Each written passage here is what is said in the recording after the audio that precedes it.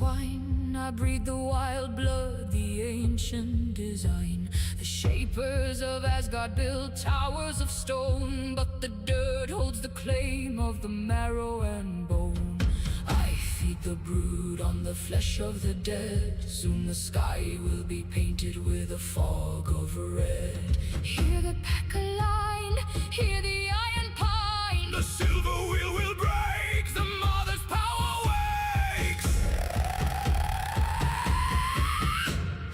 Yarn with the ironwood and iron bar. Yarn with the Witches on a shadow throne. rise up the claws. Swallow the sun.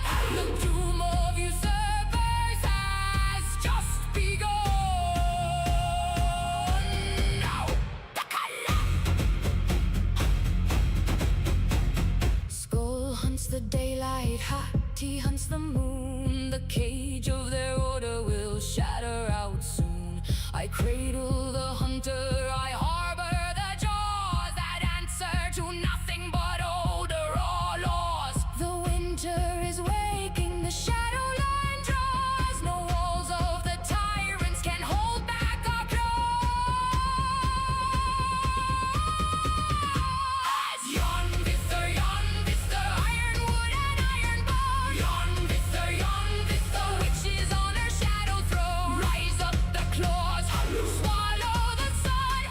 Doom of usurpers has just begun.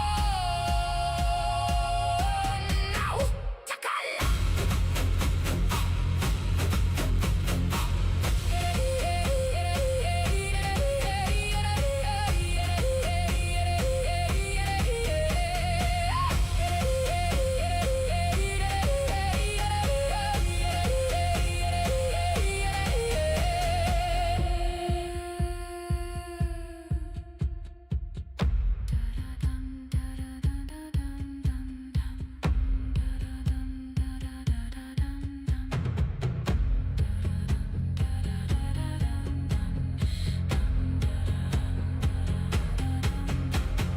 Tear them asunder, tear them asunder, tear them asunder, tear them asunder, tear them asunder.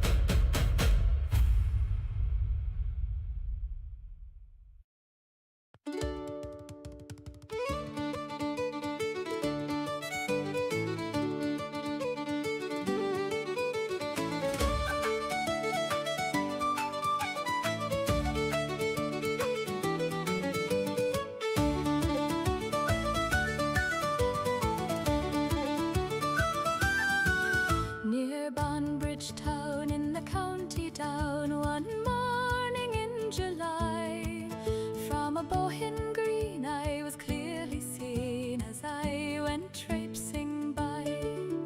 He stood quite still as if struck by a chill or a vision of ancient grace, and he gazed with a stare at my nut-brown hair till the blood rushed to his face. From Bantry Bay up to Derry Quay, and from Galway to Dublin town, no lad I have seen has a look so keen as I saw here in County Down.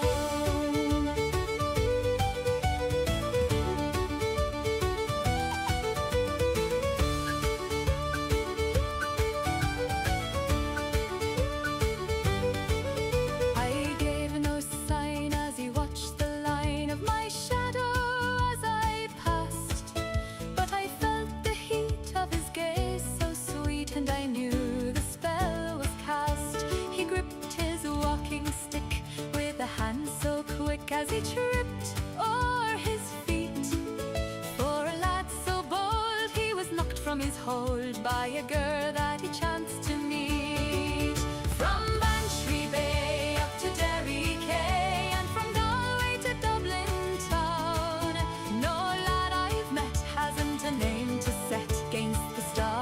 county down.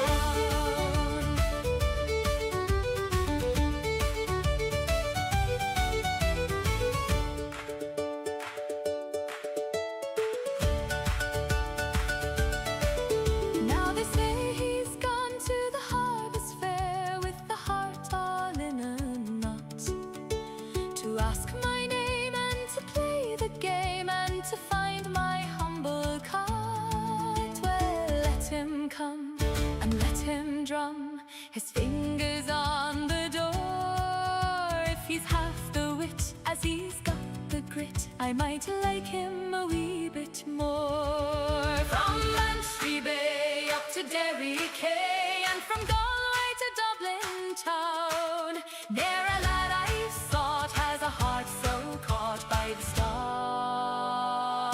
of the county down.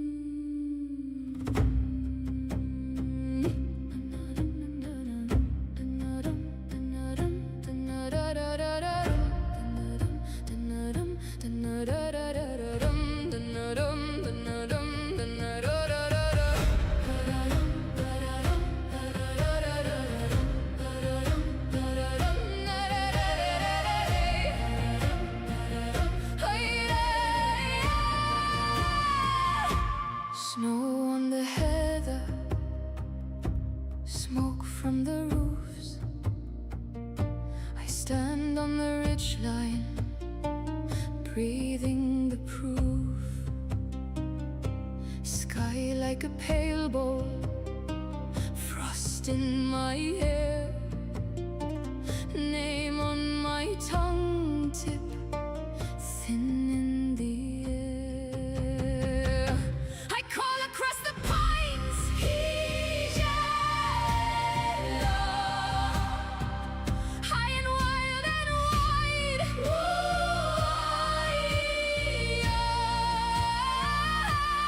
if you're lost, then follow the sound, let it guide you through the night.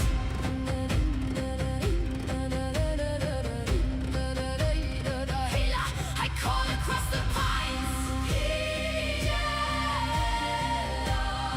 bare feet on the ground.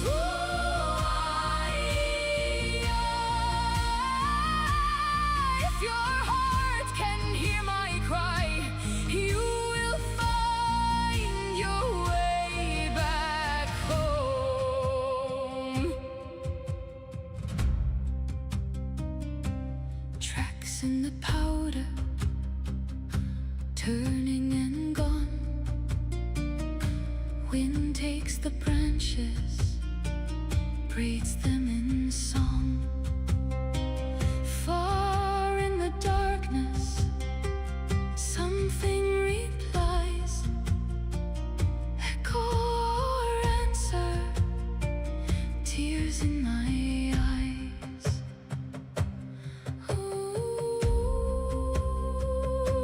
Where are you now? I won't fall silent.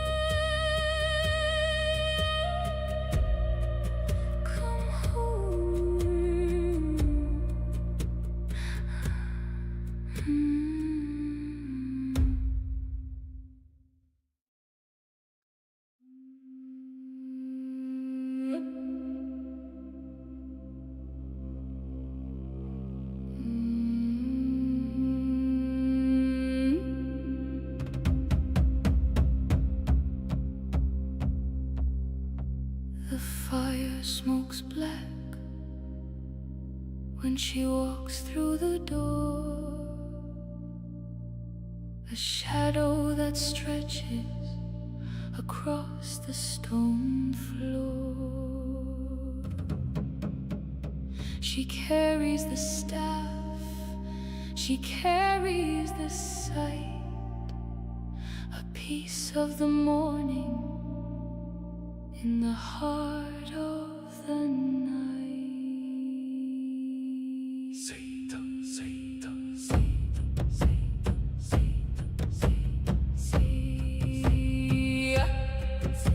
the staff hits the wood where the kings used to stand. Fate is a needle in a trembling hand. You asked for the rune, you asked for the flame, but you're too weak to carry the weight of your name. Allah, the thread is unweaving. Allah, the truth is bereaving. The vulva is spinning, the spirit and bone. The seeds of your ending have already been sown.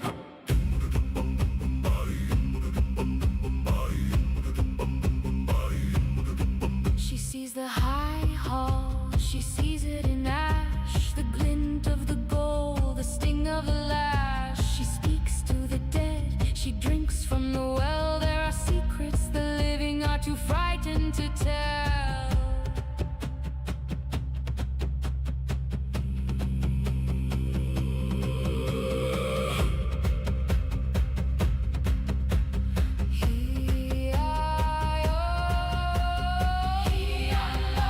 The thread is unweaving. The truth is bereaving. Vulva is spinning, the spirit and bone. The seeds of your ending have already been sown.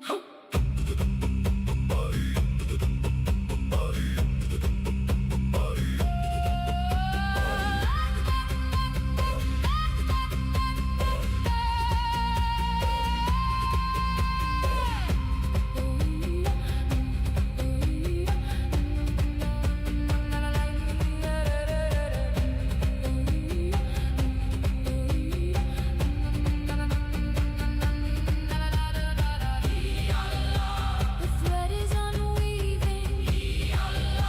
The truth is bereaving. The vulva is spinning, the spirit and bone. The seeds of your ending have already been sown.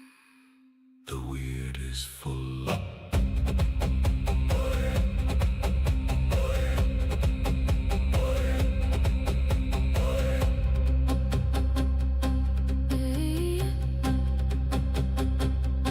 The weird is full up.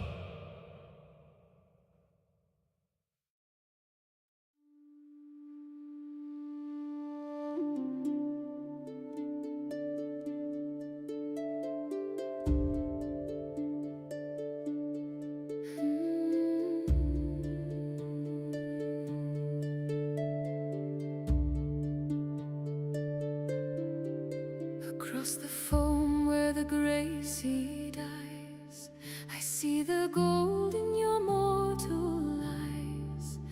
Leave the iron machine, leave the rust, leave the men who turn to dust. I see the light, I see the shore, but my heart is tied to the threshing floor. How can I ride where the shadows go when the wind of home is all I know? Tienanong is calling.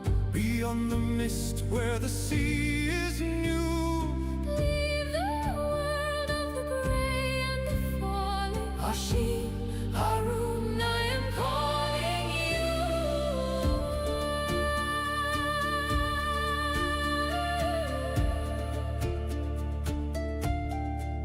10,000 winters in a single breath.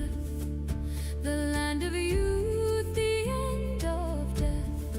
Time is a cage, time is alive. Come to the land where we never die. I took the saddle, I left the the clay, but the ghost of home wouldn't fade away. 300 years passed like a sigh, while I watched the golden birds fly by. Asheen, my love, stay on the horse. I must see the hills, I must find my source. If you touch the ground, the years will strike. The world is changed, it is nothing alike. I touch the ground and the ground turned gray. My brothers are bones, they have blown away. My skin is a shroud, my heart is lead. I wake among the ancient dead. The veil is thin, the light is long. We are the pulse, we are the song. You chose the shore, you left the tide. The mist has closed on the mortal side.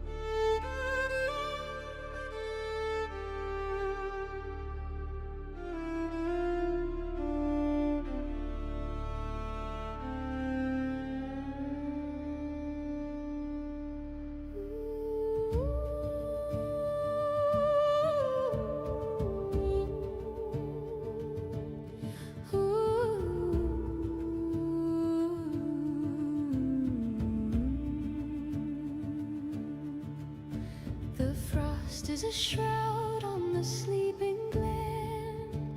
We lay out the brat for the healing of men. A silver shadow moves over the height.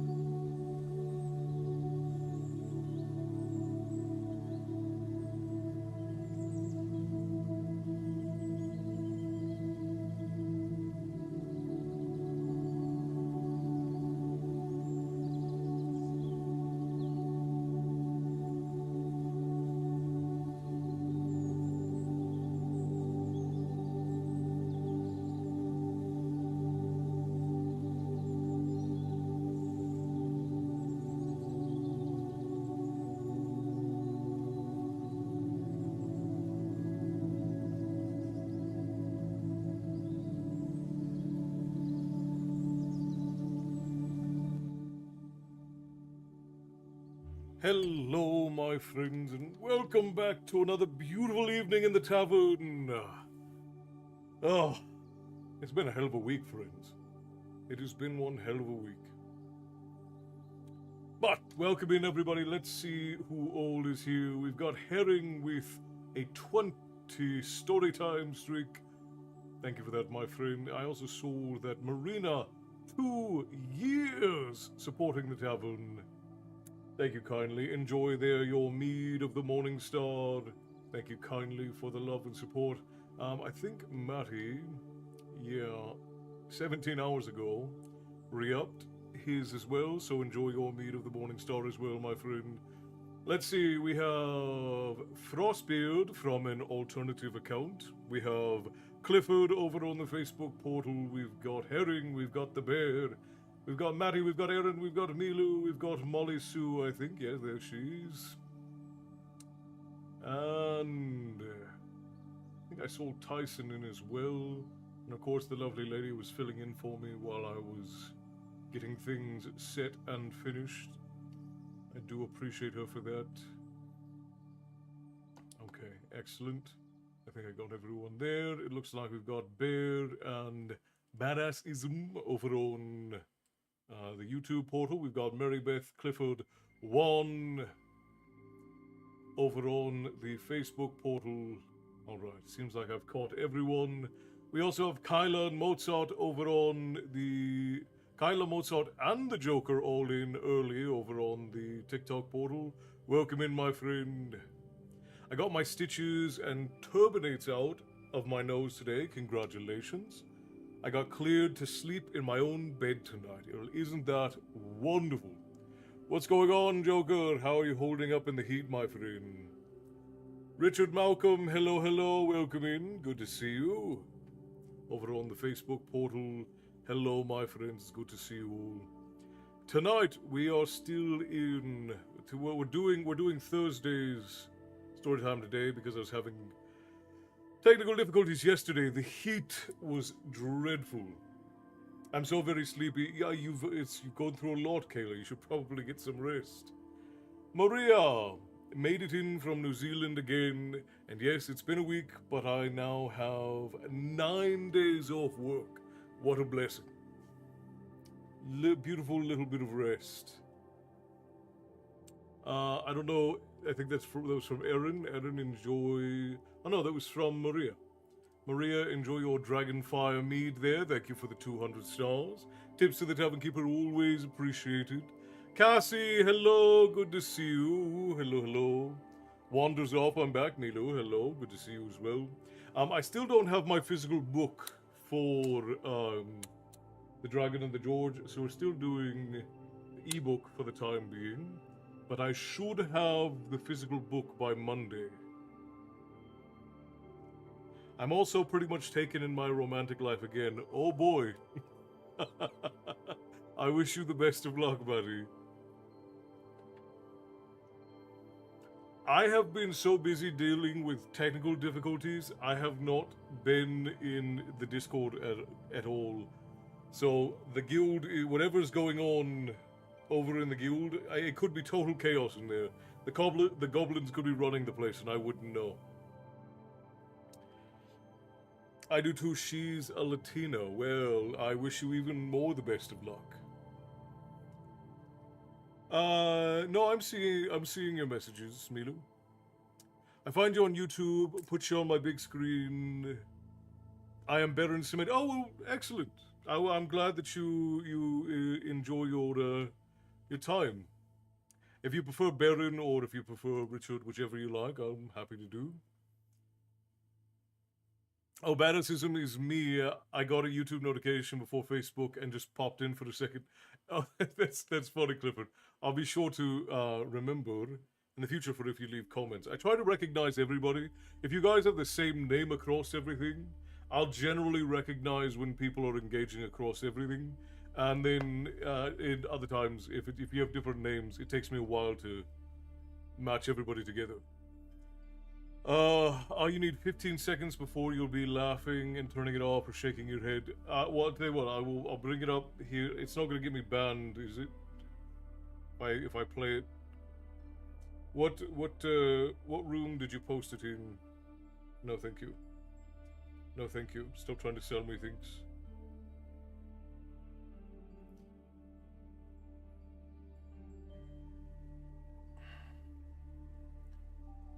The main one. So the common room then.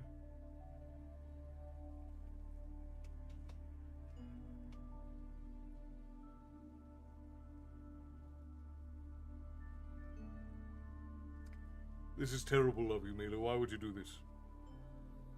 Why would you... Dreadful. 250 points from House Canada. Because of Nilu. Milo has lost Canada House 150 points.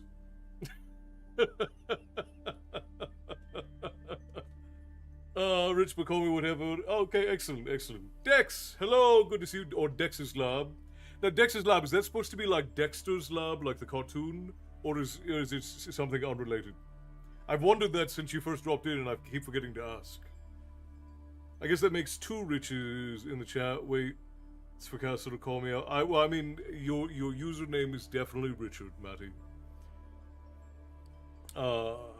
I've stolen a friend's dog for a few days and snuggles for my own sanity. Very good. I think that's appropriate. Joke, you said, I'm doing good, just relaxing. I mean, the weekend is here. It's time to relax. The lady and I don't do that. We continue working all the way through the weekend. But next is Butterbeer time. A round of Butterbeers on me. Thank you kindly, sir. Thank you for the GGs. Tips to the Tavern Keeper. Always appreciated. Thank you kindly. Bobby, hello. Welcome in. Good to see you. Now we just need Rags. Yes, it is based on the cartoon. See, excellent. That's very funny. Dexter's Lab is one of those old classics. I don't remember if I actually liked the cartoon or not. I was a little bit old when it came out. Like, I was still a child, but I was a little bit old when it came out, so I don't actually remember if I enjoyed the cartoon or not, but it's iconic for sure. A lot of the Cartoon Network era cartoons from that time are very iconic. It's because I'm smart. Well, I'll take your word for it. Dexter's Lab is very old, actually.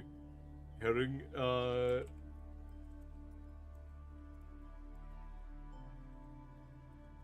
Dexter's Lab aired its final episode.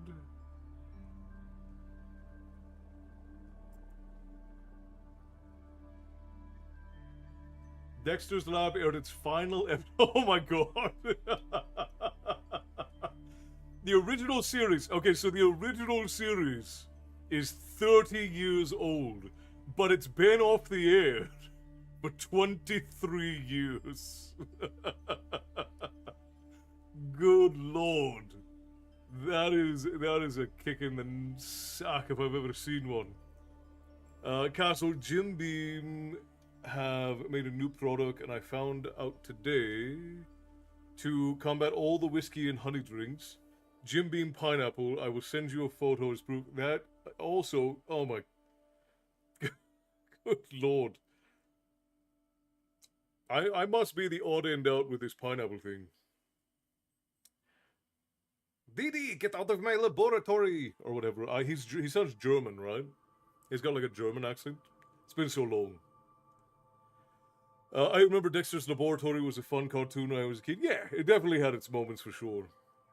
Old cartoons to me are the black and white and Flintstone and Felix. No, those are now ancient.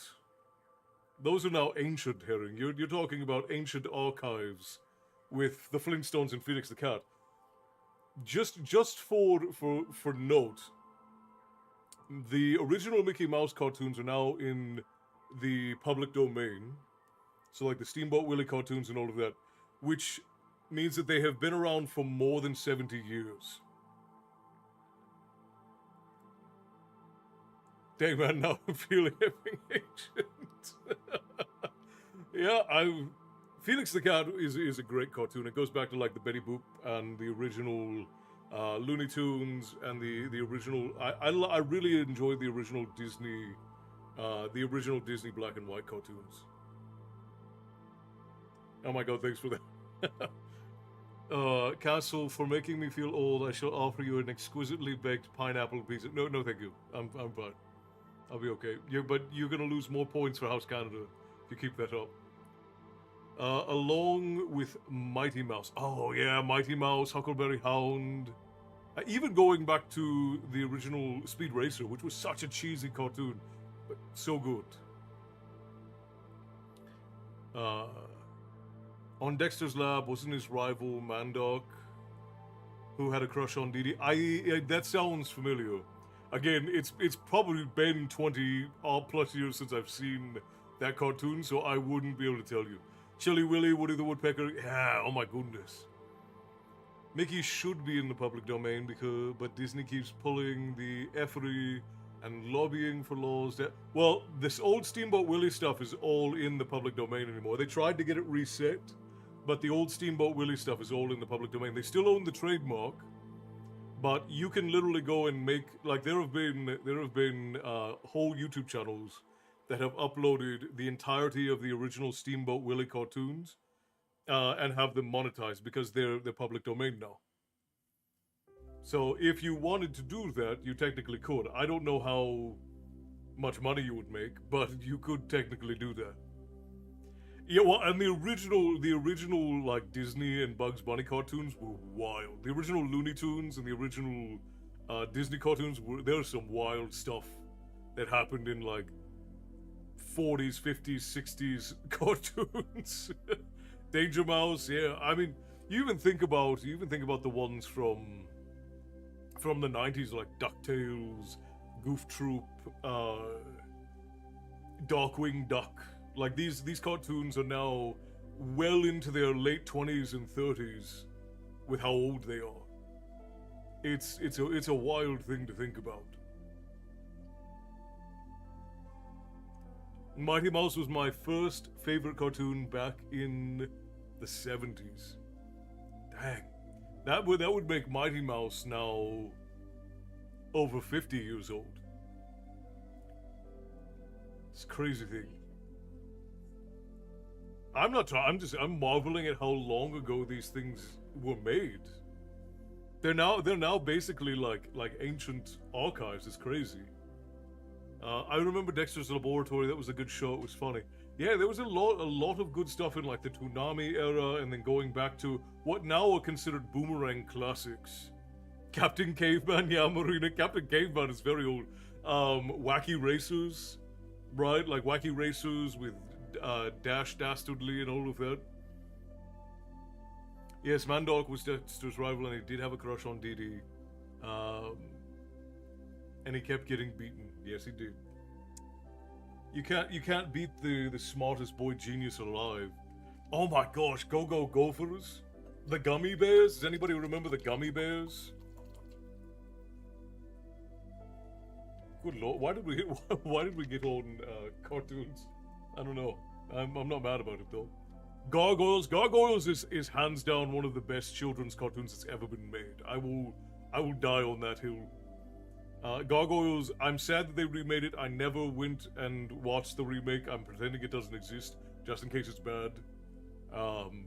But Gargoyles is great. Captain Planet was incredible. Batman the Animated Series, also good. The original Sonic the Hedgehog was weird, but I do remember enjoying it. Huckleberry Hound, yeah, Huckleberry Hound. Even the original, what is the Droopy cartoons? Penelope Pitstop. Penelope Pitstop I don't think was in the US. We need to run ads over on Twitch, friends. So we're going to run these ads real quick. We'll get 3 minutes in them, and then we'll get an hour outside of them. Oh my gosh, yeah, Popeye is a classic. Mr. Magoo for sure.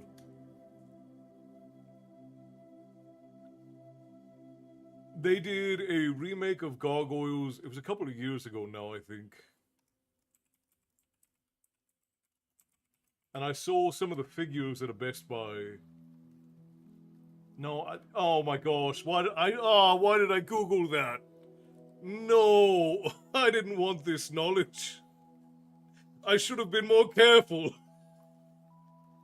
No, the first thing that pops up is a live-action Gargoyle series is in the remake for Disney Plus. Why did I Google this? Oh, but oh no. Oh.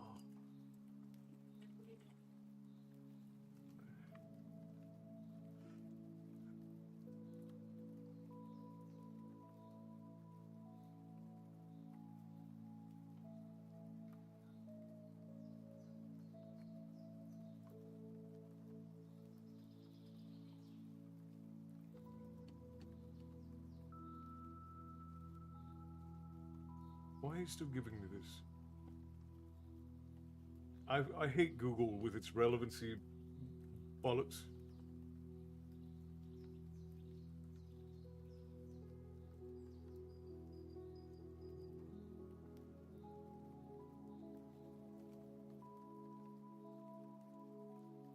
Because Gargoyles was 1994.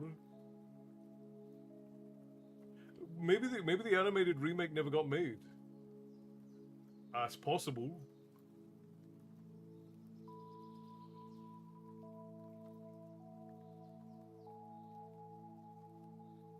Oh, maybe the animated remake never got made.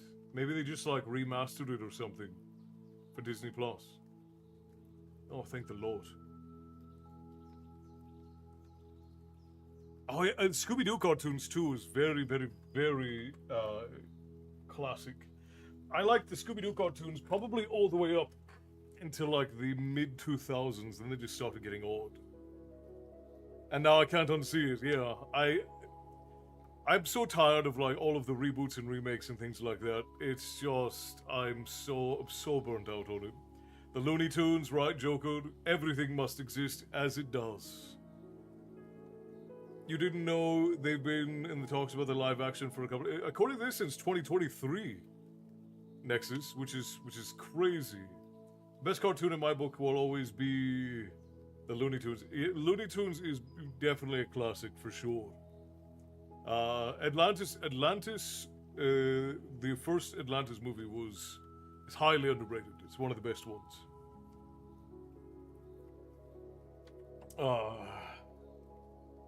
Self-inflicted critical fumble. I know. I don't know why I ever look anything up anymore that has to do with a property that I enjoy. The original series is on Disney Plus. That is what. Well, almost thought today. We were supposed to be on yesterday. The heat out here is absolutely ruining my equipment, so I haven't been able to get the magic boxes up and going as regularly as we like because of how hot it's been. No, the Gargoyles. They're doing a Gargoyles live-action series, Mary Beth, which Gargoyles was a cartoon in the 1990s.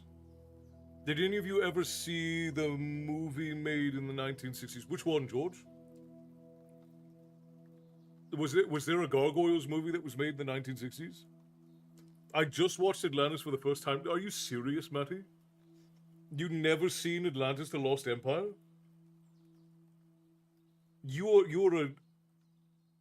I almost said something that I would not have been able to go back on. I'll say it to Una so that she can know what I was going to say, and then she can tell you if you want to know.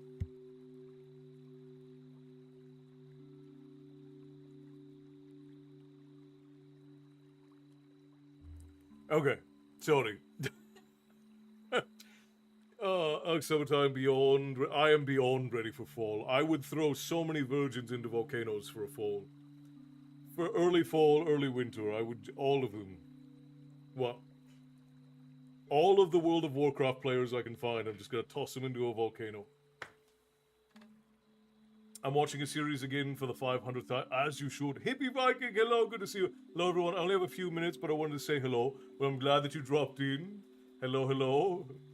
Hey, well, we miss you too. I'm glad that you were able to stop by and say hello. I don't like any of the Disney live actions. I think that they are a complete and utter cash grab. Shameless. A movie called Gargoyle. So is it like a horror? Oh, are you talking about the horror movie from? I thought that it might have been in the 70s. I know of a horror movie called Gargoyles, or it's like a thriller, not necessarily a horror movie. Gargoyles cast was made up a lot of a star cast, Next Generation. There were there were not as many voice actors back in the 90s as there are today. So you had a lot of actors that would make up the voice acting casts of things. Scrappy-Doo just didn't track for me. The kid was such an obvious narc. Last time I heard about the live-action Gargoyles was a long time ago, and it was just a rumor. Yeah. Apparently they just recently confirmed it, according to this Screen Rant article, which is sad. Winter in Australia, and I'm wearing shorts. Have a blessed night. Sorry I can't stay tonight, but I will be here on Sunday. Hippie, I hope that you have a wonderful night. Rest well, and make sure that you get plenty of sleep. Stay cool. Stay hydrated in all this heat. In my defense, I didn't have any chance. I've been watching Disney classics to catch up on what I missed while in Foster. Fair enough. Fair enough, Matty. Oh. Last time I heard of, oh, I already read that. I'm in Washington at 76. I again, the absolutely unspeakable things I would do just to be down to 76 at this point. We've been in the high 90s to low hundreds for the last week, and it has been dreadful. They are a cash grab. Disney is trying to get older people to buy their merchandise. Yes, yeah. Yes, may have been in the 70s. Oh, interesting. Yeah, I don't know if I've seen the Gargoyles. I know I'm aware of it, at least passively aware of it, but I don't know that I've ever seen it. Is it based on the same property? John T, hello my friend, good to see you, welcome in. Summer is just too hot and humid. My poor air conditioner is working hard. Yeah, the AC is not even really working in this side of the tavern right now. It's just too hot. There's no getting around it.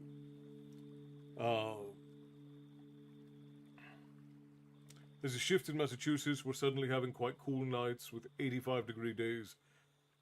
That would even that at this point, I would love that. It's been so hot. It's been unbearably hot, to the point that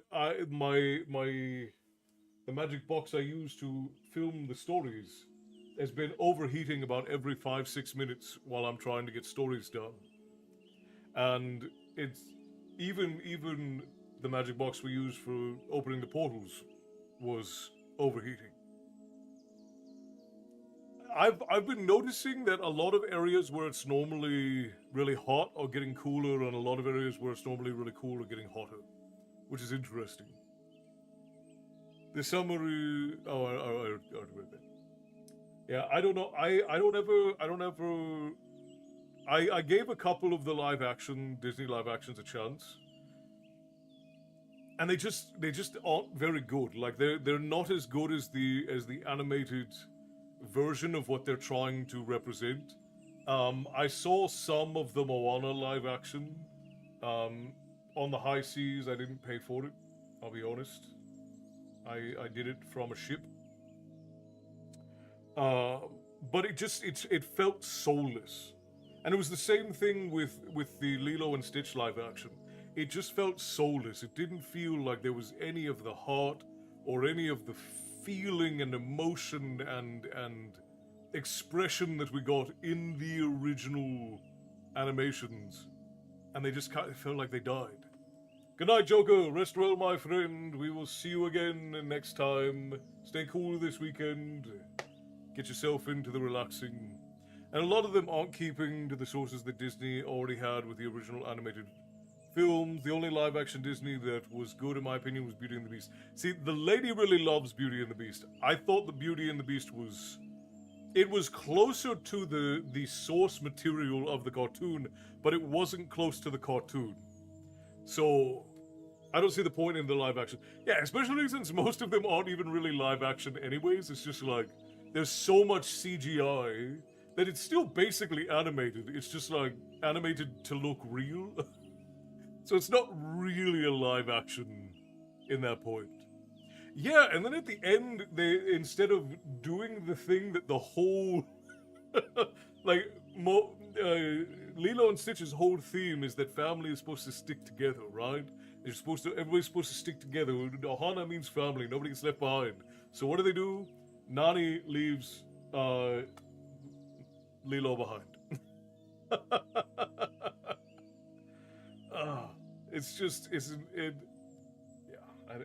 The Disney of today is actually way closer, because I don't know how many of you guys know like the history of Disney, but there was a portion of time when the Disney parks were being built that Disney almost went out of business.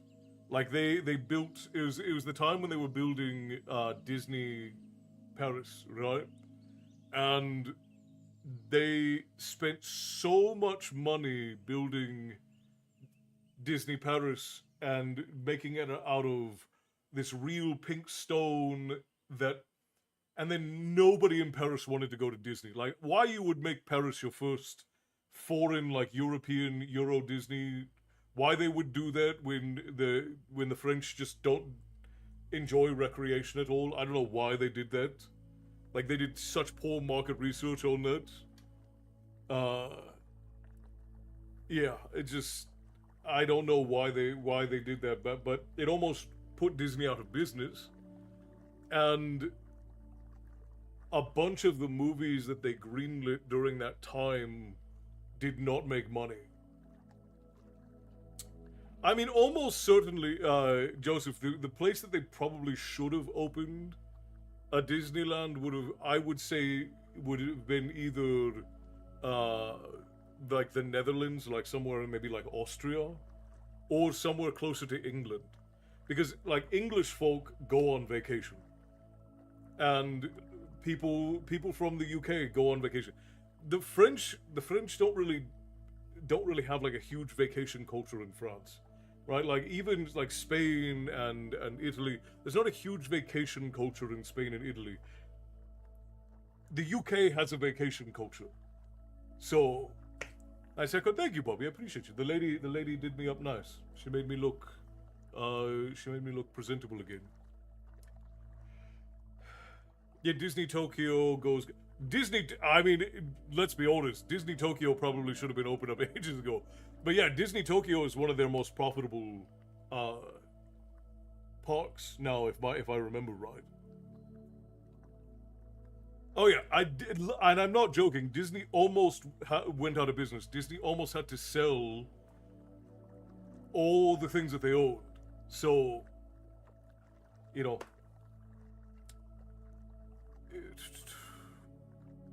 if Noni was my sister, I'd have said, "I hope your door isn't invaded by colonizers."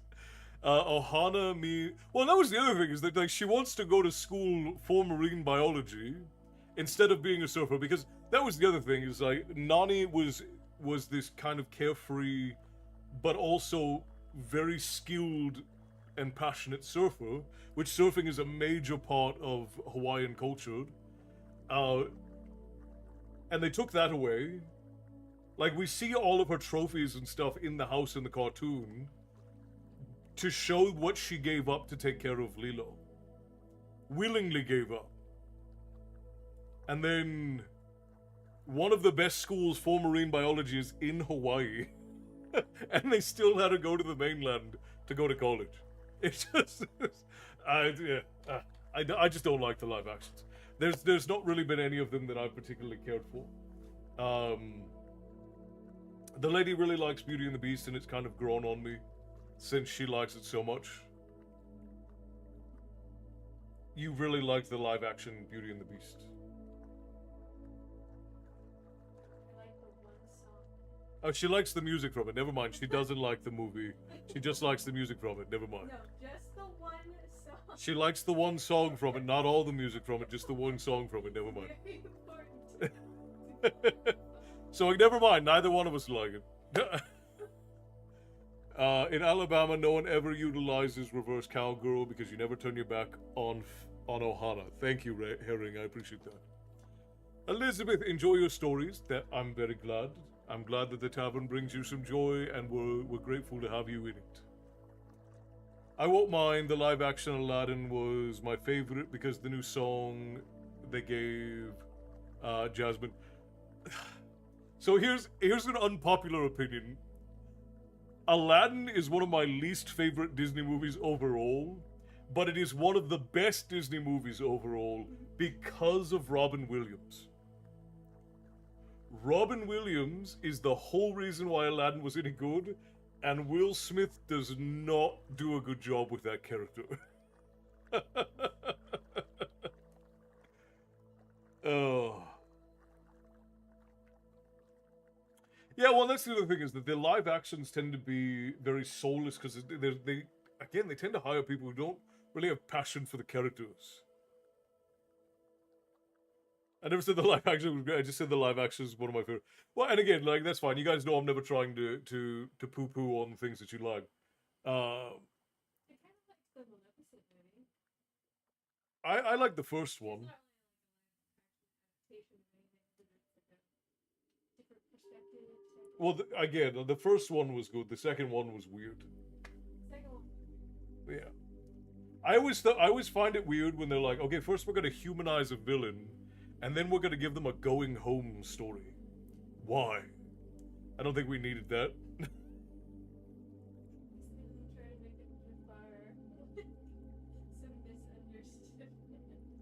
Yeah, like how would that? Well, no, I don't know if they'd ever do that, but yeah, it's not outside the realm of possibility.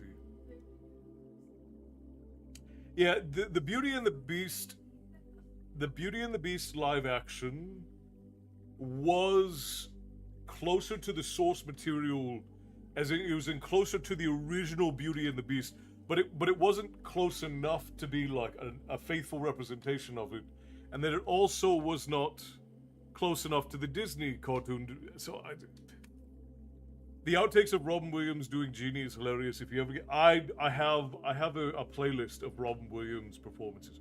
Robin Williams is a gem of.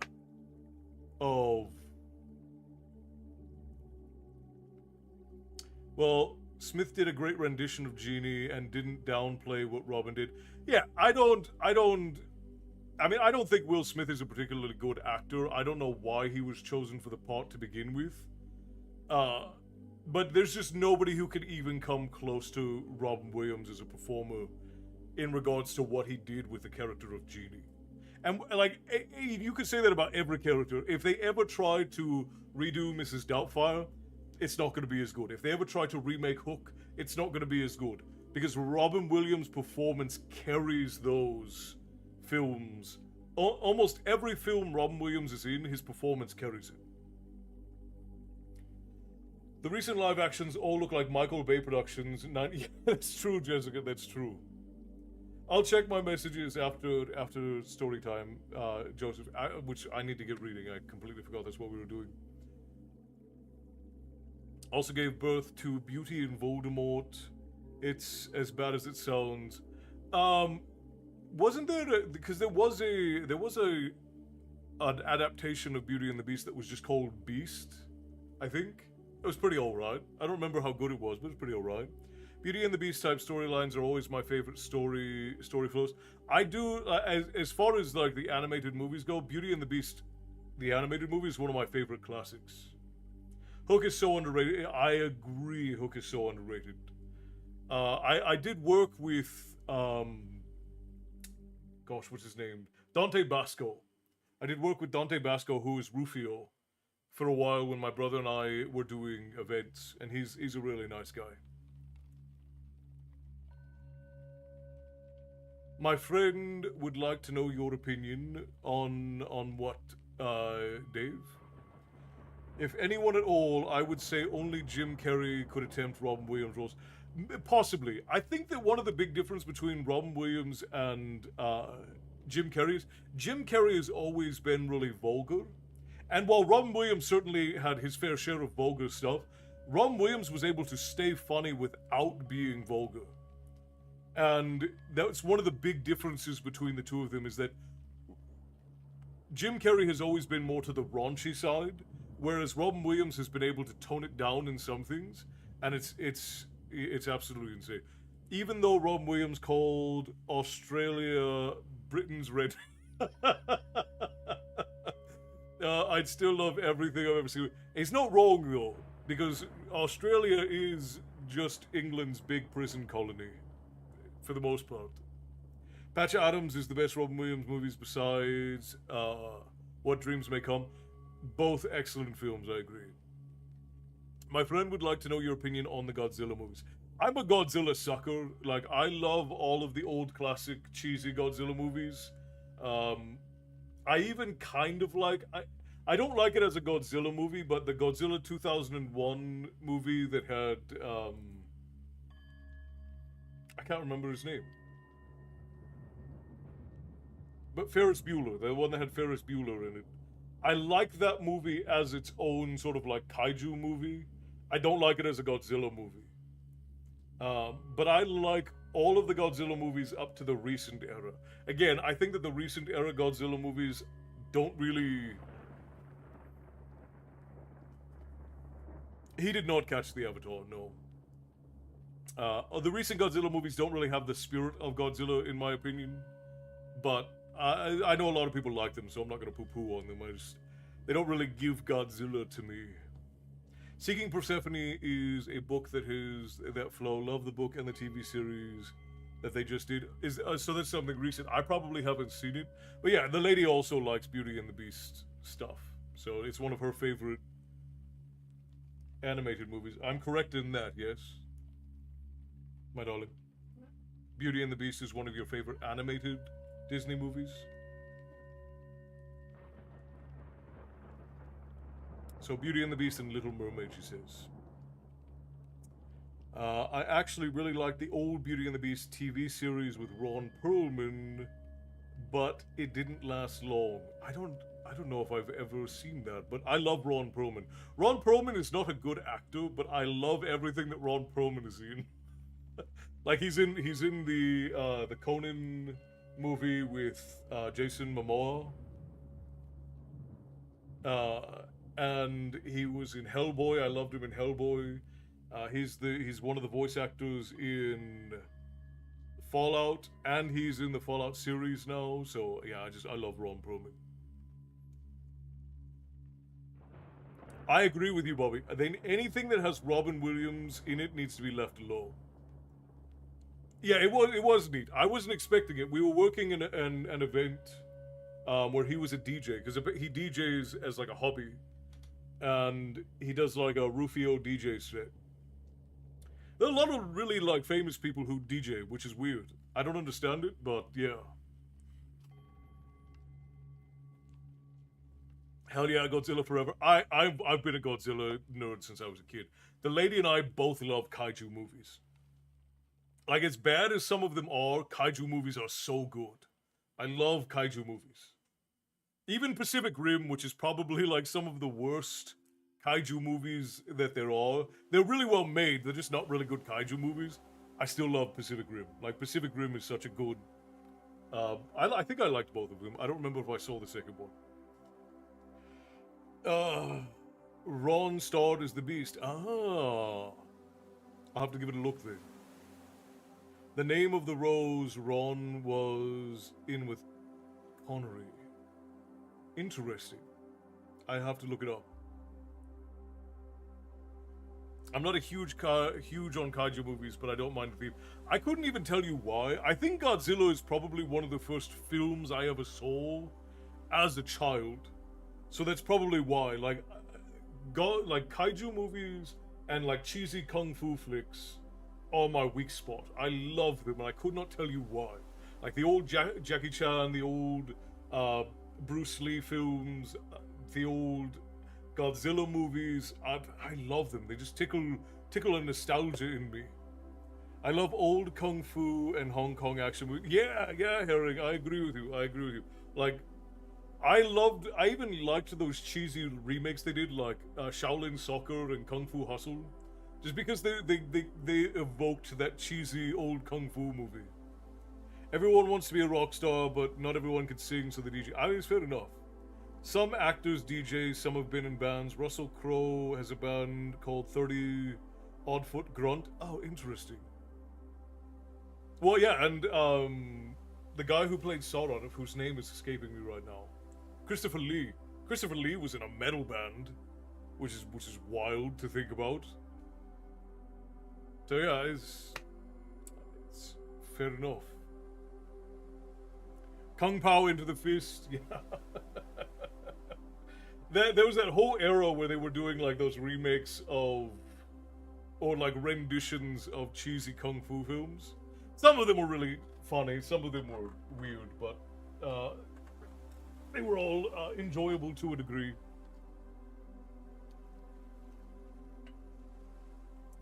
I'm surprised how talented actors are when they open them. It's some of them, yeah, some of them. Christopher Lord Tyrannus Saruman Lee.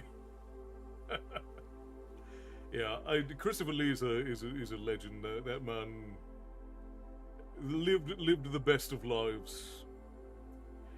Okay, friends, how about we do some story time? I should have been already reading for a while now, but every time we get off on a good topic, I have a hard time not. Godzilla 1998 was done by a director who didn't like or know who Godzilla was, and there was supposed to be a Godzilla 4 years before that one, and it would have kept the spirit of the OG Godzilla. Yeah, well, and then a few years ago they did. Well, no, it's probably. I guess it was probably 10 years ago now. At this point, they did the Shin Godzilla series, which was all Japanese, which is very good. Not every actor can say that they fought Gandalf and Anakin. That's true. That's true.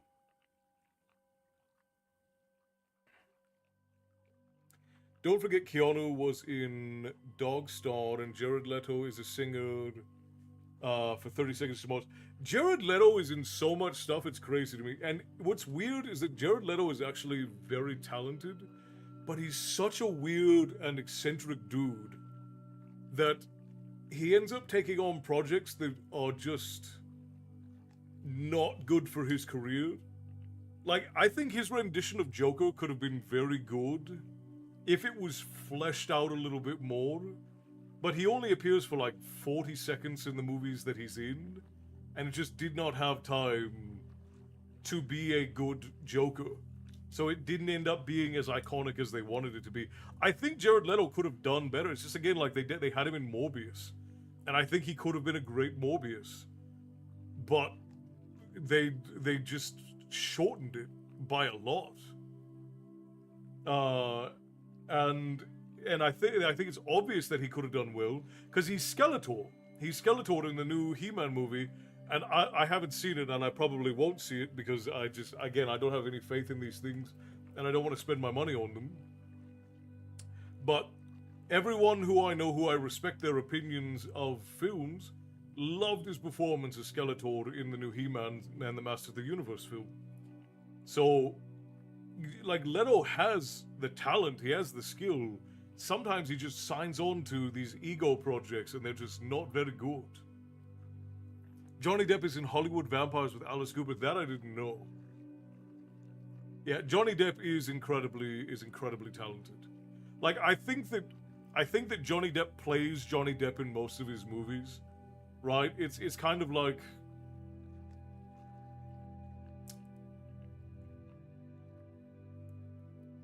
gosh, what's his name? My brain's not working. Like Daniel Day-Lewis, right? Daniel Day-Lewis embodies whatever character he's playing. Johnny Depp is Johnny Depp in everything. But we love Johnny Depp in everything. I saw that. Johnny Depp's playing Ebenezer Scrooge in something. What is he playing in? He is a great Skeletor. Yes, I've heard that a lot, that he did a really great job as Skeletor. Do you know what a Mobius strip is? Not off the top of my head, Berkey. I know, obviously I've heard the phrase before, but off the top of my head, I don't know what a Mobius strip is. Hey, Jody, hello. You made it in before I even started reading. We got talking about cartoons and, yeah, I mean, I can't say that I'm not excited. We haven't gotten really any Johnny Depp movies since that whole debacle, with his ex-wife. So we haven't really gotten any Johnny Depp movies, and I'm excited about the prospect of a new Johnny Depp movie. It's a theoretical one-sided strip, an object that can loop and yet has... Oh, yeah. It's like a warped flat line. Yeah, she who shall not be named, I guess, Maddie.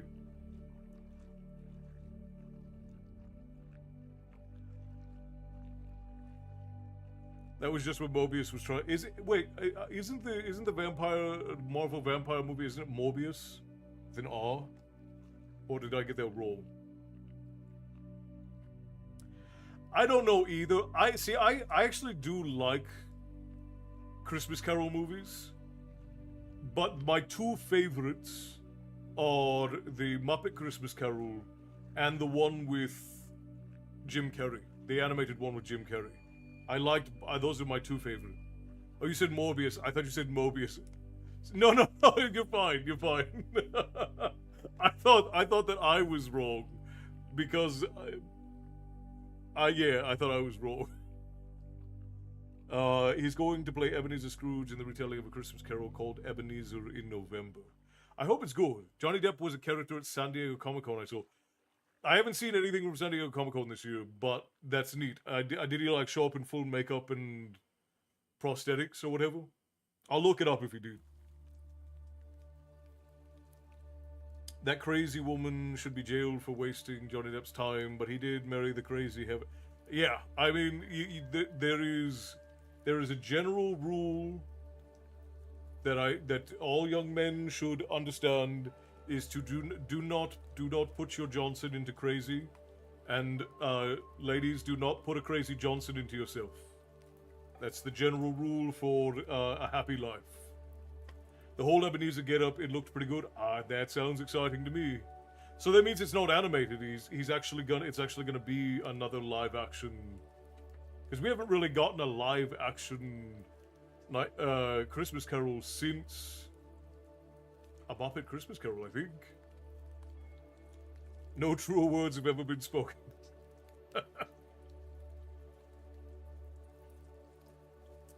I have not heard of Mobius. That divorce really cost Johnny Depp in Hollywood. Her accusations were unfounded, but that they were voiced. Well, and that's one of the big issues with how it happens is you have to be very careful who you associate with, because you can either get hurt or you can have your reputation irreparably damaged. Good evening. What a time to enter the chat. Yeah. Hubby says, happy wife, happy life. We say, happy spouse, happy house. Because it is the responsibility equally of man to ensure the happiness of his wife, and of wife to ensure the happiness of her husband. So happy spouse, happy house. Waffles do get wild at times. That is a fact. I have indeed, but I'm not risking it, Herring. Nice try. Nice try. I'm not letting you out of your prison, you little goblin.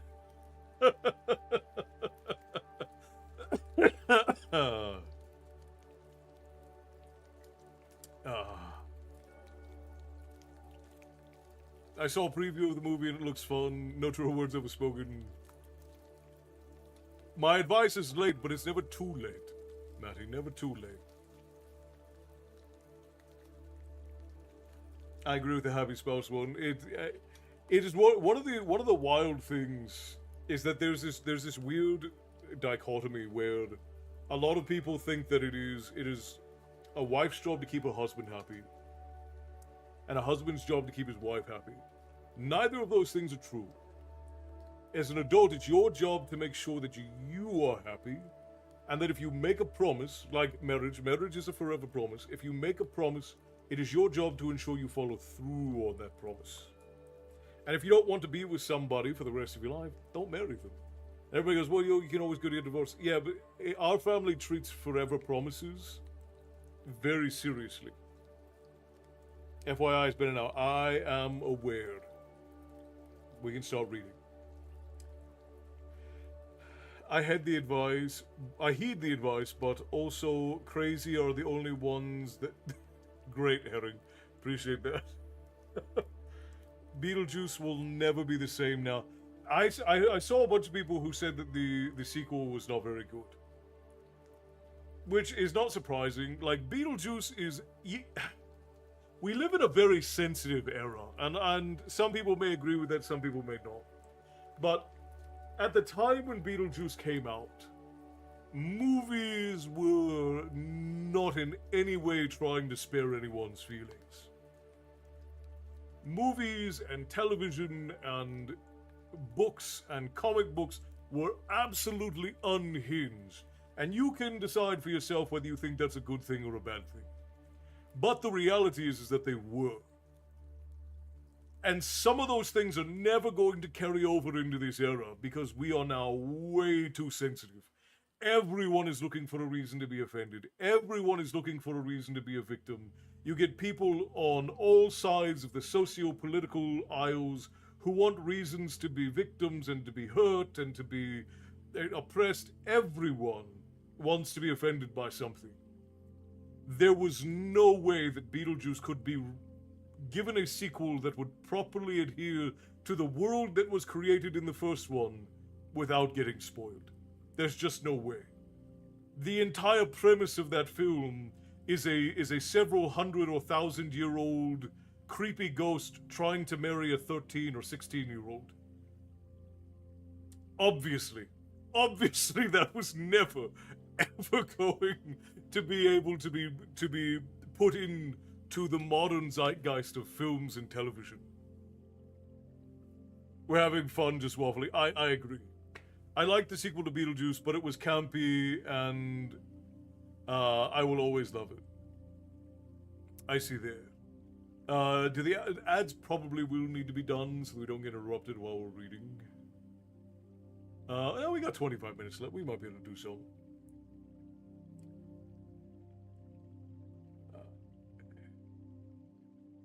Bear, thank you for the resub, my friend. Tips to the Tavern Keeper always appreciated, brother. Thank you kindly. I see there's a group of offended people coming from my book, and that's just the thing. You're always gonna have some people who are gonna be upset by what you do. You just have to decide how important the thing is to you and carry on with it. Sergeant Martin, thank you for the drink. I think that era caused its own end. Plenty was brilliant, but certain things were taken too far and ruined it for the brilliant ones too. Yeah, and it's really the line is that either everything is allowable or nothing is allowable, because you can't rely on any one group or one set of people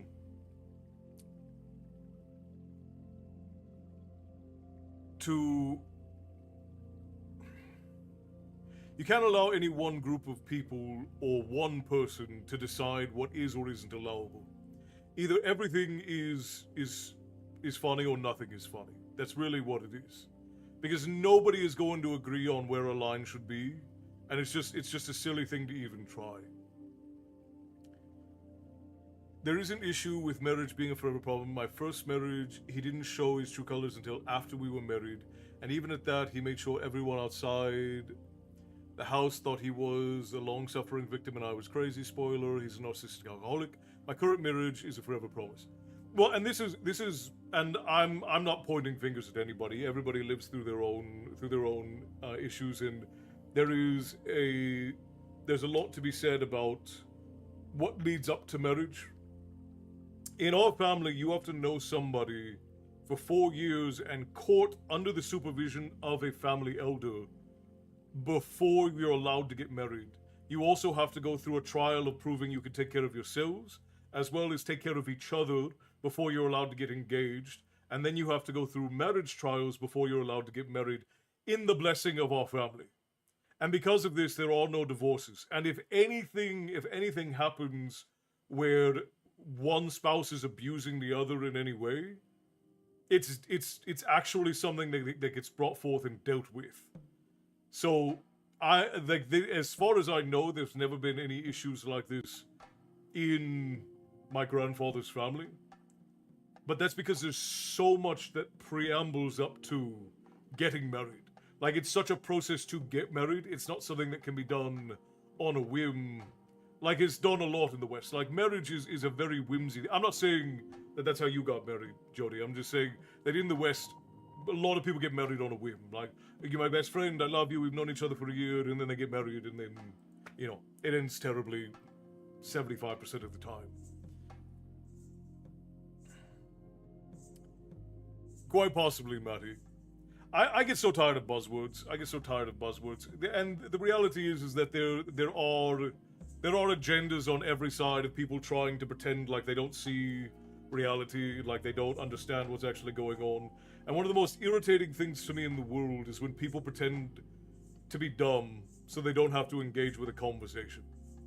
It's one of the most irritating things in the world to me is when somebody pretends to be dumb so they don't have to properly engage with a conversation. I hate that so much.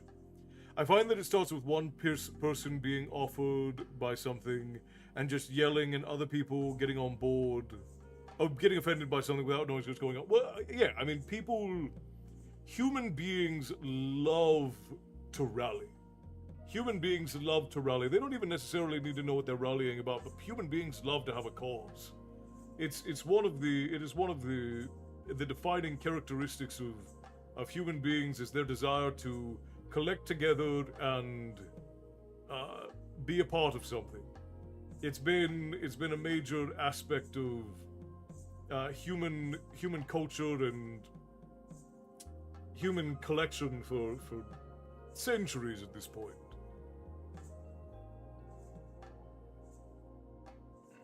Well, Matty, that should be the only agenda, period, of writing, is to entertain. But we all know that that's not true. We all know that there are agendas and motives behind everything, and it happens on all sides. Obviously, Hollywood is much more left leaning, so a lot of people are going to point to it and point to left leaning agendas, but it happens everywhere. It's all over social media. Every side has an agenda that they're trying to push.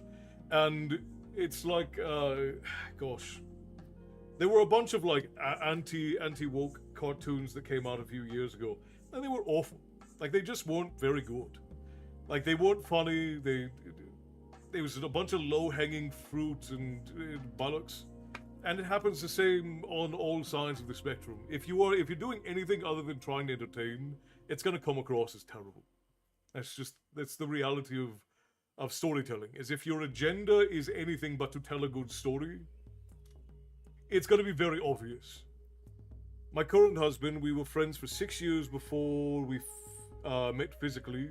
We were engaged for 18 months before we got married. We discussed family decisions before they are made, so a much better relationship. That is a much better foundation for a marriage indeed, Jody. And I always tell young people, a lot of young people will come to me asking for advice on getting married, and I'll have a lot of young folk, even in the community, who will come and ask if I will do old school traditional cultural weddings, and we do offer cultural weddings, but the first thing that I tell them is that if you are going to get married, you need to make sure to consider what that means. What does it mean to be married? What does it mean to be with somebody for the rest of your life? Because if you don't think about that before you go into it, you're inevitably going to clash and find yourself disappointed that it isn't some fairy tale that you're signing up for. You're signing up for a commitment. It's a contract.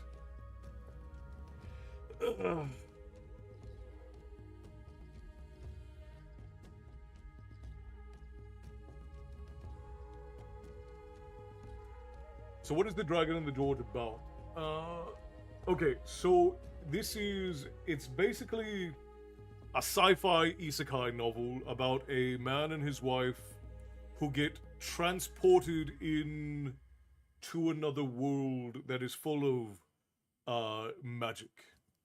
And we're actually only on chapter 2, so that we can start reading here, and we'll get into it because we're just about to hit the point. So where we are at this point is we have met, gosh, I forgot their names already. Where's my brain at? We have met Jim and Angie, who are the main characters of the story. They are both teachers at a university, and they are trying to find themselves a place to live because this is back in the 80s, 70s, 80s, and they do not make very much money. Marriage requires commitment, but so does insanity. That's true. That's true, Bear. Although commitment for insanity is usually less willing than in other cases. You usually have less of a choice.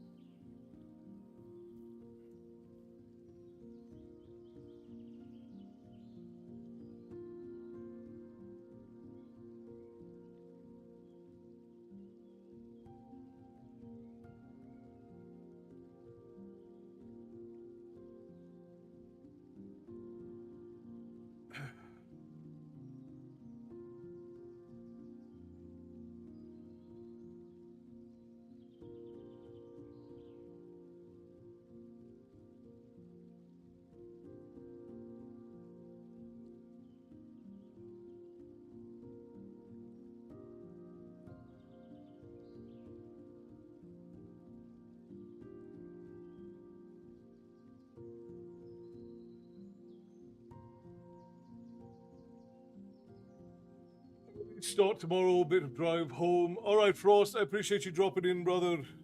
Drive safe, rest well, and we'll see you a bit on the way. Have you ever read Anne McCaffrey's Crystal Singer series? I have not. The only books I've read by Anne McCaffrey are her Dragon Riders of Pern series. I actually, up until a few years ago, I wasn't even aware that she'd written anything outside of the Dragon Riders of Pern series. But insanity usually includes certain medications. That's true. The 80s was a rough time to buy a house. That's true. And they essentially these, because he is a teaching assistant and she is a teaching assistant, and between the two of them they make like $500 a month, so they're not well paid. See you on Sunday, Frost. Be safe, brother. Okay, let's go ahead and get into story time then. Let's see how much. Yeah, we got 15 minutes. We can do a little bit of reading. Okay. Crystal Singer series and the Brain Brawn series are both good. I mean, she is a wonderful writer. I think she's probably one of the more underrated sci-fi fantasy authors of the 60s, 70s, and 80s. And I think it's probably because her flagship series, like the novels, were so short. They were basically dime novels. Like, she didn't do any, like, big full-length epics as far as I know. We can revisit the Tavern Waffles t-shirts request during the ads. I am not the person to petition for that. The lady is fully in charge of those. We're going to waffle for long that we're going to go right over story and straight to Castle City. Yikes, Magic Fairyland would make more sense. So, yeah, and so essentially they're both living at the university, and this was back when they still had fellowships at universities that teachers could take. It was not as good a time for teachers. People think that teachers nowadays are underpaid. Teachers were way underpaid in the 60s, 70s, and 80s. The lady is monitoring chat, I believe. My love, are you monitoring the chat? Okay, yes, she is. I read the Crystal Singer series when I was in Denmark. Let's see.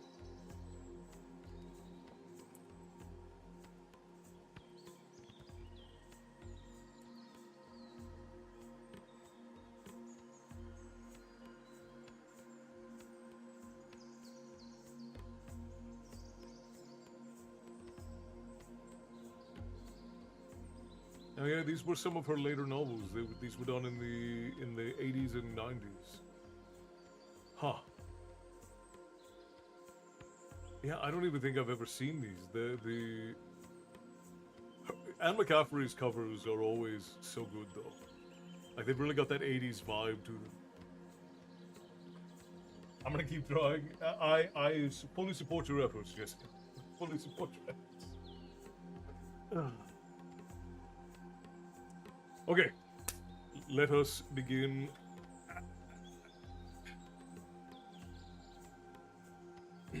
Chapter 2 of The Dragon and the George. The Bellevue Trailer Court had not been laid out with an eye to attractiveness, and none of its owners in the past 20 years, had done anything to amend the oversight. Its present proprietor, in his 50s, was as tall and heavy as Jim Eckert, but his skin was now so large for his long face. His skin was now too large for his long face. The flesh had fallen into folds and creases, and the Prussian blue short shirt that he wore ballooned loosely around him. His faded maroon pants were drawn into deep puckers at his waist by a thin black belt. His breath smelled as if he had just been snacking on overripe cheese, and in the hot sun interior of the empty mobile home, he showed Jim and Angie this aspect of him was hard to ignore. Well, he said, waving at the mobile home walls about him, this is it. I'll leave you to look it over. Just come back to the office when you're ready. He took his breath outside, leaving the door open behind him. Jim looked at Angie, but she was running her fingers over the cracked varnish on one of the cupboard doors on above the sink. It's pretty bad, isn't it? Jim remarked. It was. Obviously, the mobile home was in the last stages of its life. The floor canted visibly behind Jim, and as visibly canted towards the trailer's other end, where Angie now stood. The sink was stained and gritty, the dusty windows sat loosely in their framing, and the walls were too thin to give anything but minimum insulation. It'd be like camping, out in the snow when winter comes, Jim said. He thought of the ice-hard January of a Minnesota winter. Both of them 23 miles from River Oak College, and the Gorp running on threadbare tires plus a worn-out motor. The thought of summer sessions at college and the baking heat of a Minnesota July as they both sat in here with endless test papers to correct. But Angie did not answer.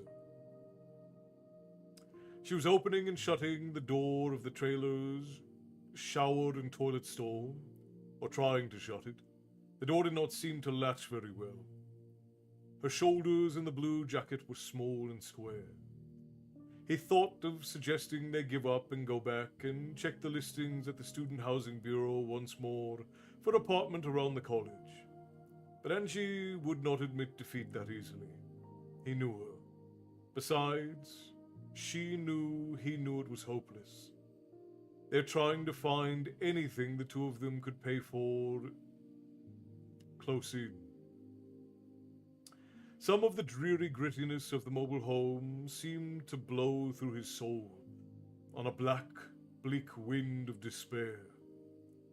For a moment, he felt a sort of desperate hunger for the kind of life that had existed in the European Middle Ages of his medievalist studies. A time in which problems took the shapes of flesh and blood opponents, instead of the impalpable situation arising out of academic cloak and dagger politics.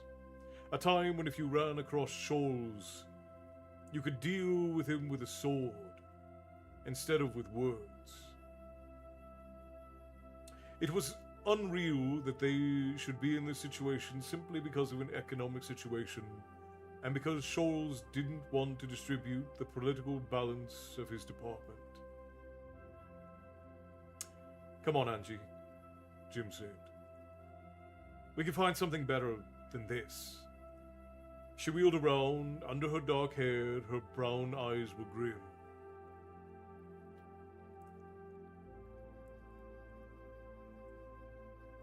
You said you'd leave it up to me this week.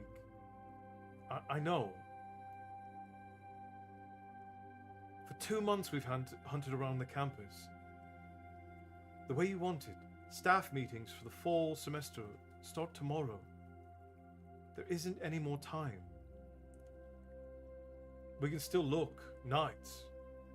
Not anymore. I'm not going back to that coop. We're going to have a place of our own. But look at this place, Angie. And it's 23 miles from the campus. The Gorp could throw a rod tomorrow. And if he does, we'll fix him. And we'll fix up this place. You know we can do it if we want to. He yielded. They went back to the trailer park office and the manager. We'll take it, Angie told him. Thought you'd like it, said the manager, getting papers out of the drawer in his littered desk. How'd you happen to hear about it anyway? I haven't even advertised it yet. Your former tenant was the sister-in-law of a friend of mine, Jim answered. Guy I play volleyball with. When she had to move to Missouri, he told us her mobile home was available. The manager nodded. Well, you can count yourself lucky. He pushed the papers across to them. I think you told me you both teach at the college. That's right, said Angie. Then if you'll just fill in a few lines on these forms and sign them, you married?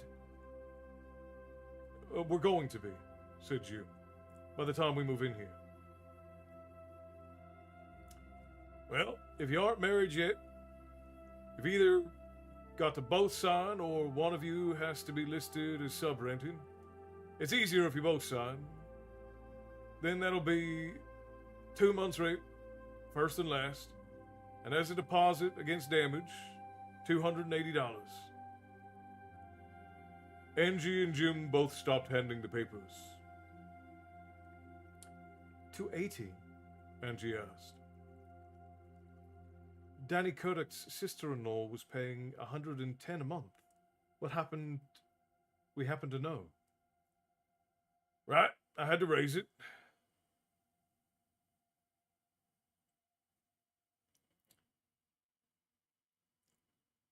$30 more a month, said Jim. For what? You don't like it, said the manager, straightening up. You don't have to rent it. Of course, said Angie.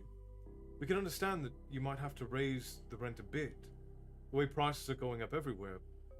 But we just can't pay $140 a month. That's too bad. Sorry, but that's what it costs now. I'm not the owner, you know. I just follow orders. Well, that was that. Back in the Gorp once more. They rolled down the windows and Jim turned the key in the ignition. The Gorp gulped rustily to life, then headed back down the highway towards the college. They did not talk much on the way back in.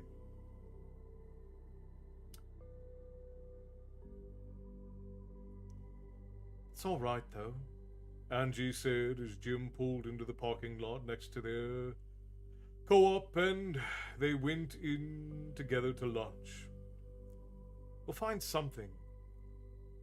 This chance opened up all of a sudden. Something else is bound to. We'll just keep looking until it does. Uh-huh, said Jim. They cheered up a little over lunch. In a way, Angie explained, it's our own fault. We got counting on that mobile home too much, just because we'd been the first one to hear about it being vacant.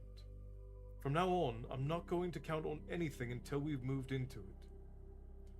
You and me both. By the time they had eaten, little time was left. Jim drove back to Stoddard Hall and let Angie out. You'll be through at 3, he asked. You won't let him keep you overtime? No, she said, closing the car door and talking to him through the open window.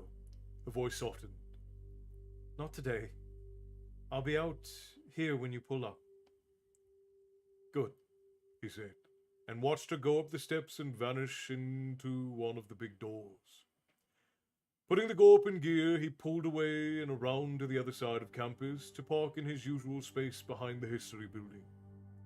He'd said nothing to Angie, but over lunch a decision had crystallized inside of him.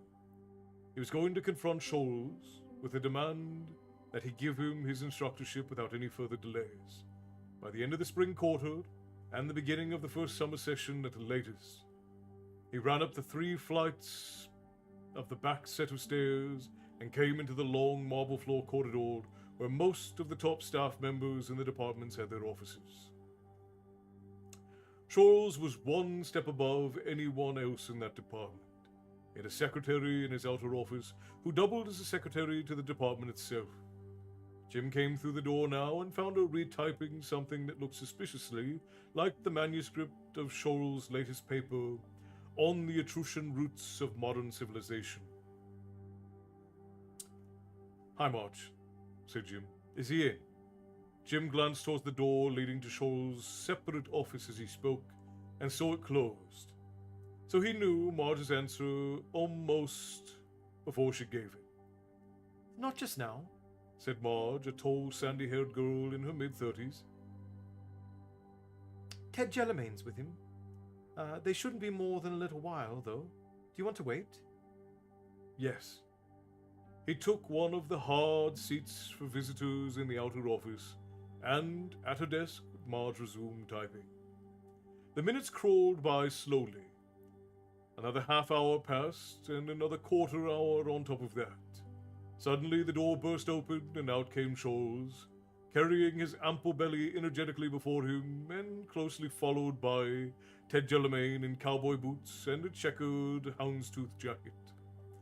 As they headed for the outer door without pausing, Shoals spoke to his secretary. Marge, I won't be back in this afternoon. We're headed to the faculty club. If my wife calls, she can find me there. Jim got to his feet automatically as the door opened, and had taken half a step in pursuit of the two men as they snailed through the room. Noticing him now, Shoals gave him a cheerful wave of a hand.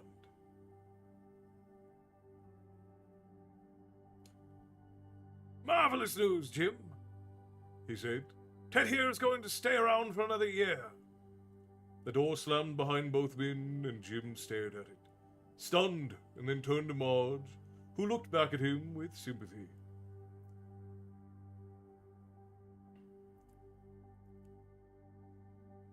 He just wasn't thinking. That's why he broke the news to you that way, she said. Ha! Said Jim. He was gloating, and you know it. No. Marge shook her head. No, you're wrong. He and Ted have been close friends for years, and Ted's been under pressure to retire early. But we're a private college with no automatic cost of living increases in pensions, and with his inflation, Ted wants to hang on to his job for the present, if he still can. He really was just happy for Ted, and it turned out Ted could stay on. And he just didn't think of what that means to you. Heh, said Jim, and he stalked out. He was all the way back to his parking spot before he calmed down long enough to check his watch. It was almost 2:30. He had to pick up Angie again in half an hour. He had no time to do much of anything before then, either on his essay or in ways of his duties as an assistant to Shoals. Not that he felt overwhelmingly like doing work for Shoals right now. Oop, I forgot that we have ads coming up. Ed Vibes and Ouroboros. Have you ever tried ceremonial magic? No, I have not. I am not a magic practitioner of any kind. I am merely a storyteller. Well, it looks like the ads already ran and stopped. Apologies, friends, for those of you who are read through this morning. I forgot to mention I was out early this morning and wearing my Viking Raspberry shirt. The cashier that was serving me had an odd look on his face, and I asked him if he was trying to work out my shirt. He said, yes, but it looks like you. I had to explain the shirt and that it was designed by a friend. That is very funny, Bear. That's very funny. In the cooler weather, I wear the sweatshirt everywhere. I even got the hubby to wear it when he forgot his jacket. It fits him better. That is funny. Oh, pulling on my own hair here.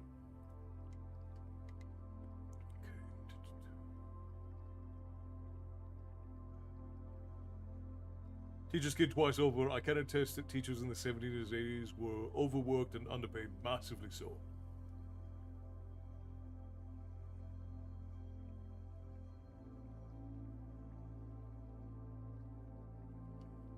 Okay. I guess let's get back into the story then.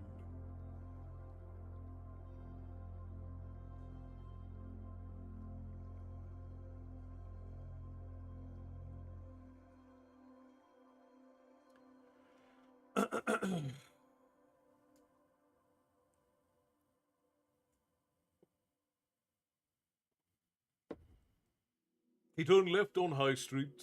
Oh, we were here. He got into the Gorp, slammed the door, and drove off, hardly caring where he went as long as it was away from the campus. He turned left on High Street, turned left again on Wallace Drive, and emerged a few minutes later on the Old River Road alongside the Ealing River. 2-lane asphalt strip that had been the old route to the neighbouring town of Bixley before Highway 5 had been laid out over the rolling farmland on a parallel route. The old road was normally free of traffic, and today was no exception. It was even relatively free from houses and ploughed fields, since most of the ground was low-lying and inclined to be marshy. Jim drove along with no particular destination in sight or mind, and gradually the piece of the river area through which he was passing began to bring him back to some coolness of mind. Gradually he brought himself to consider what possibly Marge had been right, and that Ted Jellamine might in his own way have been concerned about his future and his livelihood, as Jim was himself. It was a relief to come around to this point of view, because Ted Jellamine was the one other member of the history department whom Jim liked personally. Like Jim, he was an individualist. It was only the factor of their situations that made them competitors. But outside of this crumb of comfort, Jim gleaned little happiness out of this new development. Perhaps it was not Ted who was to blame, but the tight economic situation which squeezed them all. Nonetheless, once again, Jim caught himself wishing that life and the problems it produced were more concrete and in a position to be attacked more directly. He glanced at his watch. It was 15 minutes till 3. Time to head back to Angie. He found a crossroad, turned the Gorp around, and drove back towards the campus. Luckily, he'd been driving slowly along the river road and was not that far from town. It would not do to have her standing there waiting for him after all his insistence that she not let Grotwald keep her overtime and make him wait outside. He pulled up in front of Stoddard Hall, actually a couple of minutes to spare, turned off the motor and waited. As he sat, he put his mind to work to decide on the best way to break the news of his latest blow to Angie. To come up with the news of this kind on the same day as their hopes of renting the mobile home had been dashed was the worst possible timing. For a short while, he played with the notion of simply not saying anything about it today at all. But of course that would never work. She would want to know why he had not told her immediately, and she would be quite right in asking. They would get nowhere if they fell into the habit of hiding bad news from each other out of a mistaken idea of kindness. Jim glanced at his watch and was startled to see that he'd been sitting there for nearly 10 minutes. Angie was staying overtime after all. Something popped inside of Jim.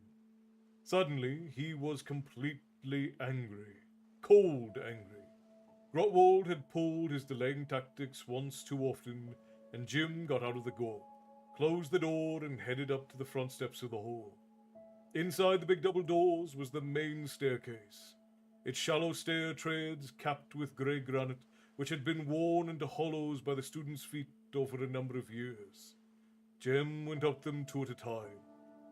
3 stories up and 30 feet down the hall on the right was the frosted glass door of the laboratory section, in which Grotwald had a 10-foot square cubicle. Jim went through, saw the door to the cubicle was closed, and strode in without knocking. Grotwald was standing before what looked like some sort of control panel to Jim's right, and he looked around startledly as Jim burst in. Angie was seated against the far wall in what looked to be a dentist's chair facing Jim, but with her head in the upper part of her face completely covered by what looked like the helmet of a hairdryer in a beauty shop. Angie! Jim snapped. She disappeared. Jim stood for a timeless moment, staring at the empty chair and the empty helmet. She could not be gone. She could not just have winked out like that. What had he just seen was impossible. He stood there waiting for his eyes to disavow what he had just seen and return him the sight of Angie.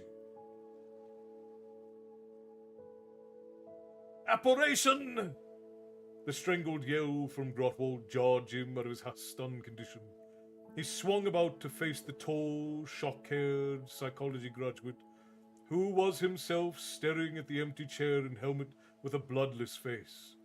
Life and purpose came back to Jim. What is it? What happened? He shouted at Grotwald. Where is Angie? She aborted! Stammered Grotwald, still staring at the place where Angie had been. She really aborted! I was just trying for astral projection.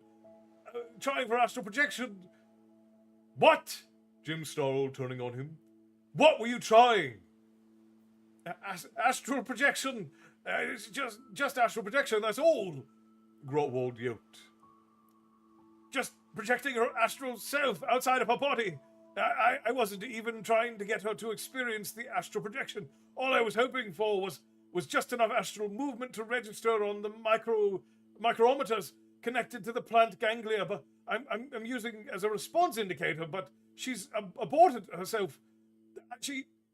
Where is she? Roared Jim. I don't know. I swear I don't. The tall young man's voice climbed in the scale. There's no way I can tell. You'd better know. I don't. I know what the settings on my instruments are, but...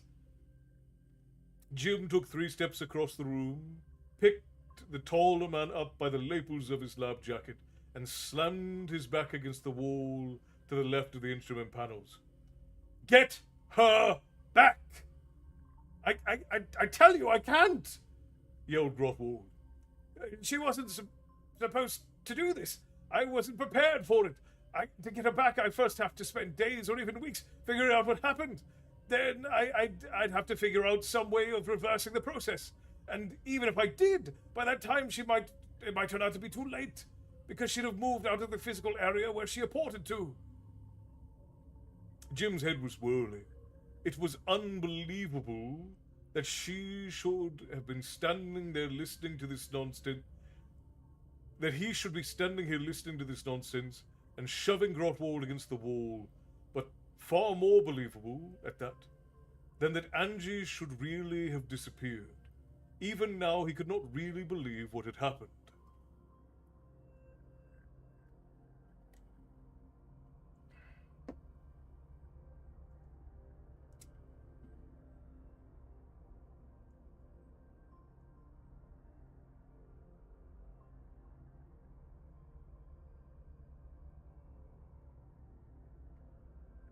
Yeah, there are 9 books. I've only read 4 of them. No, I've read 5 of them, and the 5th one in the series is not very good. So if we were to do many of them, I probably wouldn't go past the 5th book. Because I don't imagine that they get better after the 5th book. Stephanie, hello! I've had a weird schedule and internet problems. That's perfectly fine. I'm glad that you were able to join us. I hope your internet problems are getting sorted out. Thank you for the heart, me. Digger! Hello, Castle. How are you doing? I hope you're doing well. We are doing as well as can be in this dreadful heat, my friend, but it's good to see you. Hope you and Dimples are doing well. Yeah, Aaron, we're about halfway through the first chapter that we just started reading, so you haven't missed much. We've literally, this is the heat of the moment. So this is where the story actually begins. Meddling in forces you don't understand. Yeah, that's how these stories always start, isn't it? All right, where was I? So as I said before, the story is almost literally an isekai, to use the anime term. They get transported into another world. But what happens to Jim is part of the brilliant twist that got me attached to this series to begin with when I was a boy. All right, where was I?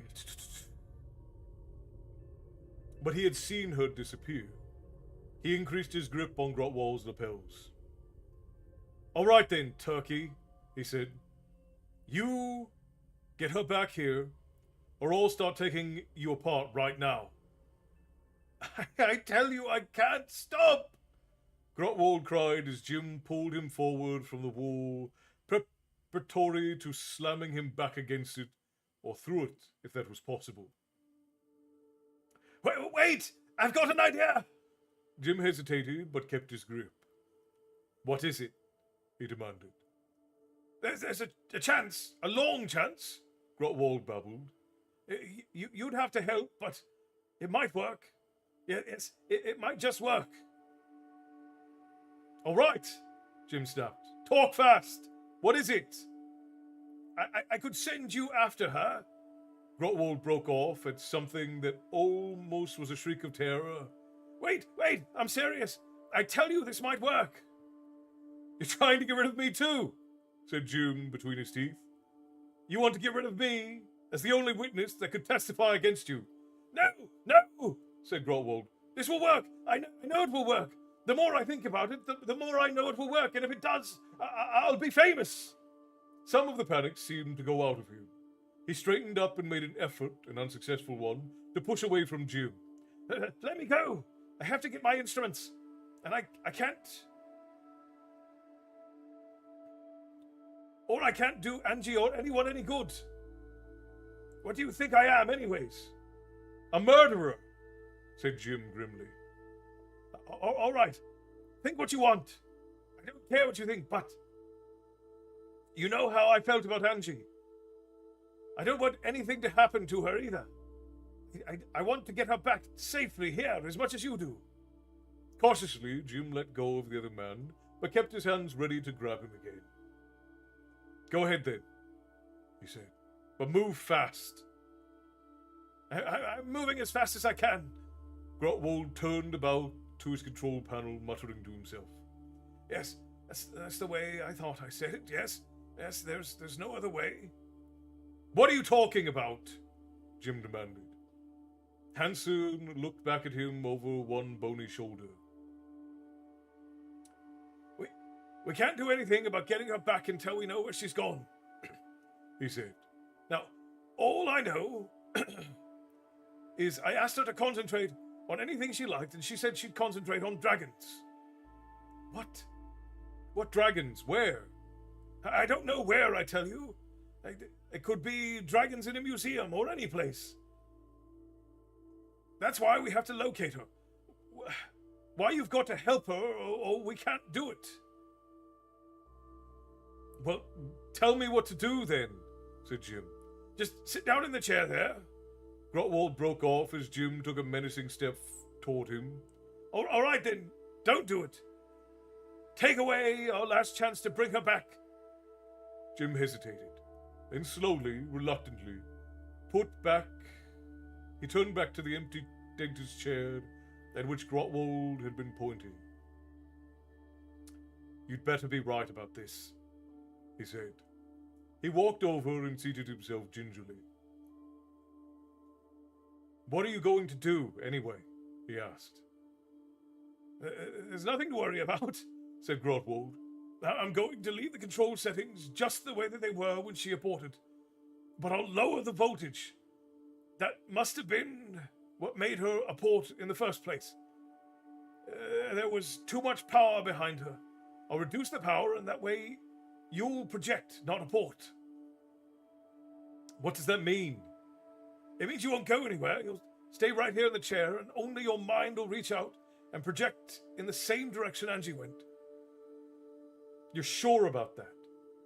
Of course I'm sure. Your body will stay right here in the chair, and your astral self will go to join Angie. That way, that's the way it should have worked for her in the first place. Maybe she was concentrating too hard. Don't try to blame it on her. I'm not. Anyway, don't forget to concentrate too. Angie was experiencing this sort of concentration. You aren't. So you'll have to make more of an effort. Think of Angie. Concentrate on her. Concentrate on her in some place with dragons. All right, Jim growled. Then what? If you do it right, you'll end up wherever she aborted to. You won't really be there, of course, said Grotwald. It'll all be subjective, but you'll feel as if you are there, and Since Angie is on the same instrument settings, she ought to be aware of your astral self being there, even if no one else there is. All right, said Jim. But how do I get her back? You'll have to get her to concentrate on returning, Grotwald answered. You remember how I taught you to hypnotize her? I remember, all right. Well, try to hypnotize her again.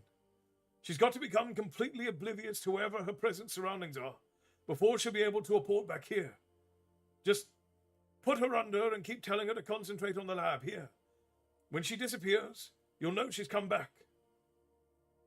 And what? Said Jim. About me? Oh, it's nothing for you, Grotwald said.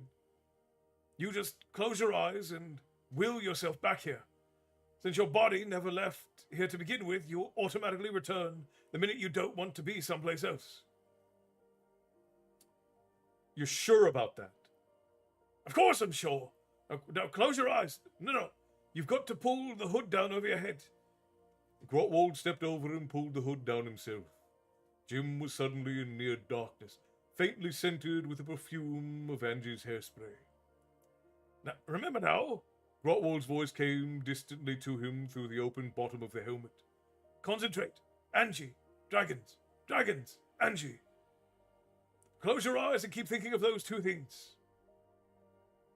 Jim closed his eyes and thought. Nothing seemed to happen. There was no sound from the outside of the helmet, and with this thing over his head, he could see nothing but darkness. The scent of Angie's hairspray was overwhelming. Concentrate on Angie, he told himself. Concentrate on Angie and dragons. Nothing was happening, except that hairspray odor was making him dizzy. His head swam. He felt huge and clumsy, sitting under the hair dryer with his eyes closed this way.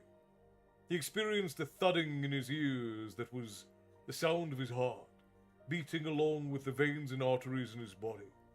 A slow, heavy thudding. His head began to swim in earnest. He felt as if he was sliding sideways through nothingness, and in the process of expanding until he bulked like a giant. A sort of savagery stirred in him. He had a fleeting desire to get up from where he was and tear something or someone apart, preferably Grotwald. It would be sheerly soul-satisfying to take hold of that turkey and rip him limb from limb. Some large voice was booming, calling to him, but he ignored it. Lost in his own thoughts, just to sink his claws in that George. Claws? George? What was he thinking about? This nonsense wasn't working at all. He opened his eyes. And so ends Chapter 2 of The Dragon and the George. Nothing to worry about, but the girl's not there, that's true. Does he ever find Andrew? I can't tell by the book's descriptions. Just a yes or a no is good. Yes. Yes. Don't trust him, the professor, not Jim.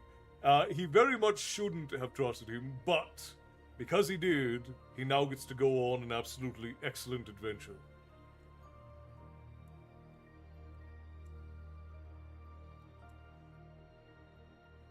I'd say that that's in some ways that's a fair exchange, right? You get to go on a spectacular adventure in exchange for being a bit of a lab experiment.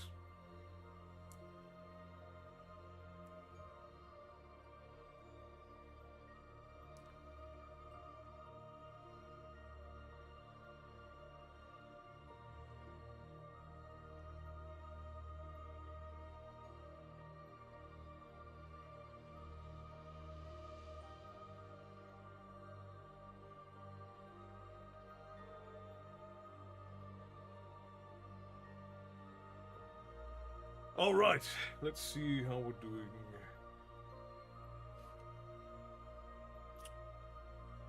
All right, it is almost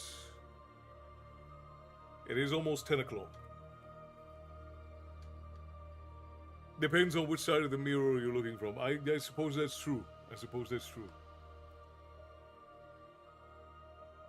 It is almost 10 o'clock. I think that we should end here for tonight. And let everybody get off into their Friday evening. But we can do a couple songs before we go. I think we will farewell with a couple of songs before we allow ourselves to end for the evening. Sorry for being late. It was my brother's birthday today. We are celebrating. Give your brother a happy birthday from us, Petro, from the tavern.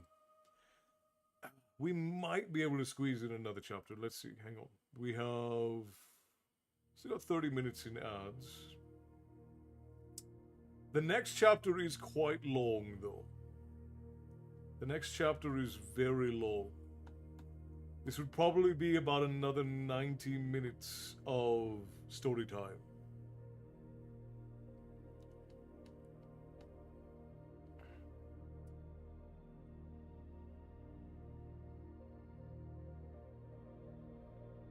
I do kind of want to read this chapter with you guys, just because, again, what happens is it's what got me hooked on the series when I was a young man. But I think we'll wait. We'll wait until next week. Yeah, because I think we can get through 2 chapters next week. And I'll have the physical book then anyways. I'll have the physical book on next Thursday.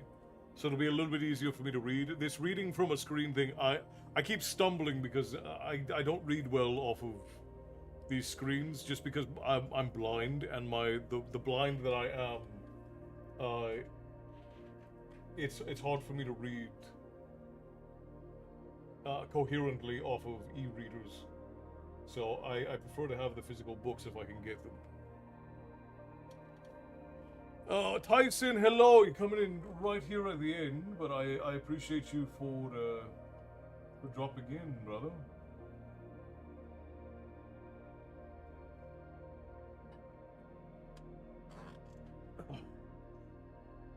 Hello, Oya. Hello, what did I miss? You missed Storytime. I don't know if this is a weird question, but what platform is the best way to request a song for you to look up? The best place to request songs for me to sing is over in the guild on Discord, Clifford. Because Bear keeps a running list of the songs that I'm supposed to be learning. So I go in and I look at those, and then if you specifically request a song, I can make sure that I can go in there and find links to keep them up and running. Thanks for reading, Castle. Good night, everyone. Good night, Mary Beth. Always lovely to see you. I hope you rest well, and I hope you have a wonderful weekend, and the lady will see you on Sunday.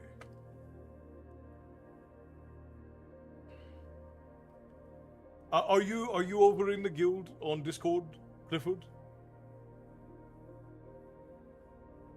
If you guys have different... Nate, thank you for the heart, me, my friend. I don't know if I thanked you for that, but thank you kindly. Tips to the Tavern Keeper, always appreciated.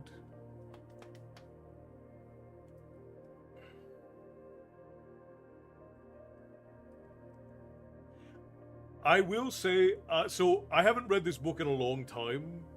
The writing is very dated. It's way more dated than I remember it being, so it very much feels like a 70s, 80s book. The language and the sentence structure is very, very 1970s, 1980s. So it's a little bit different from what I'm used to with like Tolkien and the more modern books we've been reading, which have a little bit more of a simple sentence structure. Dixon uses a very complex sentence structure. And I will say, the build up to this is still wonderful. I very much am looking forward to the reveal of what has happened to June, because it's still to this day one of my favorite twists. Speaking of running lists, Castle, is there something I'm supposed to be learning that I haven't learned, Bear? What's your handle over in the guild, Clifford?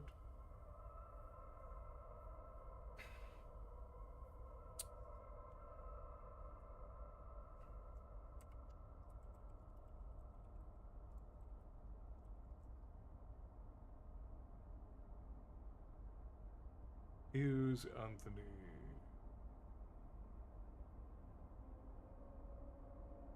I don't know if I've ever read any of Piers Anthony's books. I've definitely seen some of these covers, but I don't know that I've ever read a Piers Anthony's book. Again, yeah, very very like 1970s, 1980s with his with his covers. Mascaro. Oh, okay, okay. All right. I'll try to remember that so that I can recognize you when you're over in the guild. All right, friends. Let's do two songs. We'll do two songs. I don't know why, but my throat and my sinuses. I woke up this morning and they were dreadful. I think it's just all the heat and humidity is really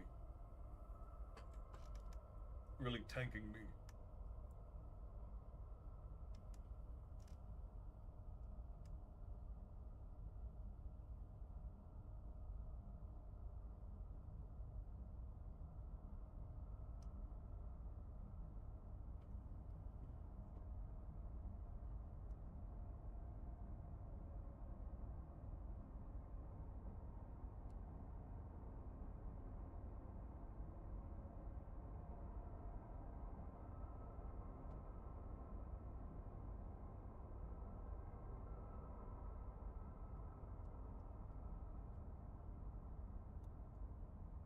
All right. Do we have any requests for songs, friends? Anything in particular that you all would like to hear before we head off out into the world? We haven't done a health to a company, one more pool or oak and ash and thorn in a while. That's true.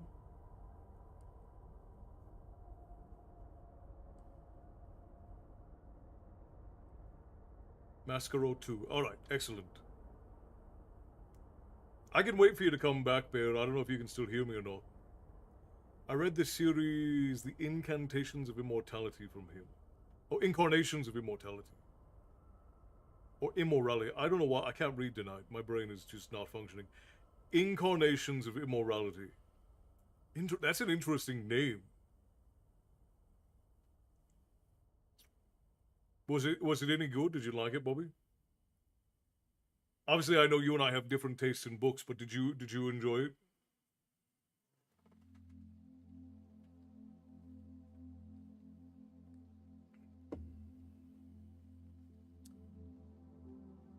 We're gonna wait for Bear to get back. That's all right. I was just saying we're gonna wait for you to get back.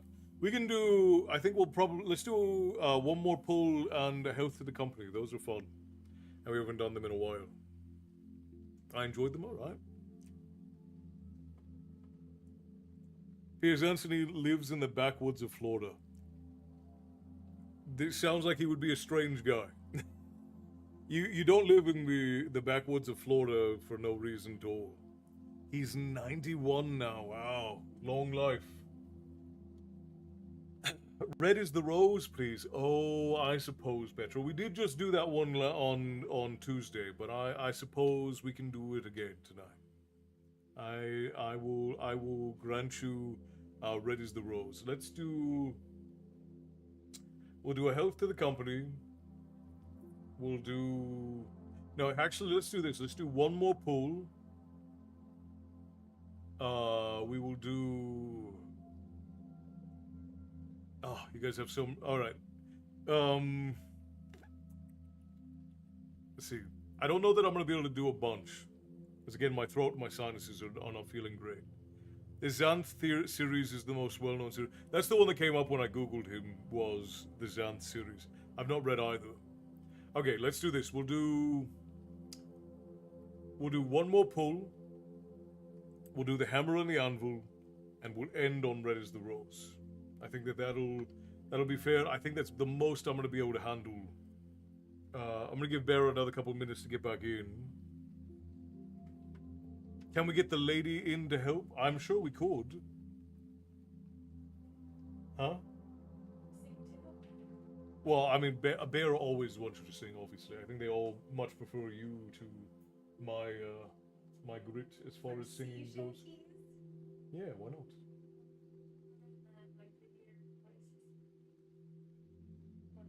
but we also sing ballads, not just shanties. All right, let's go ahead. Oop. Looks like TikTok might be trying to boot us off. Nope, never mind, they're not. What a surprise. Okay, let's do one more pull. We'll do one more pull first. Then we'll do Hammer and the Anvil. I haven't had the chance to read his Apprentice to Dev series. It's still astounding how many books there are out there. You'd never have time to read every book in existence. There's just so many of them. But the question is if you could have all of the information of all of the books in existence uploaded into your brain, and you would know them, would you do that rather than reading them? Because for some people, it is the experience of reading that they enjoy. And I enjoy reading, but I more enjoy knowing things. Like, I enjoy having the information at the ready in my head. That's what I said, Bear. That's what I said.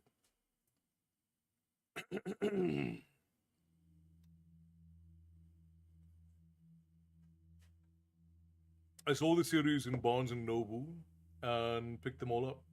I mean, if he's still getting series in Barnes and Noble, he must be relatively well known, I would assume, and well respected for that. For me, it's the experience of reading. No, I would choose to read. See, I like having information available for if I want to reference it.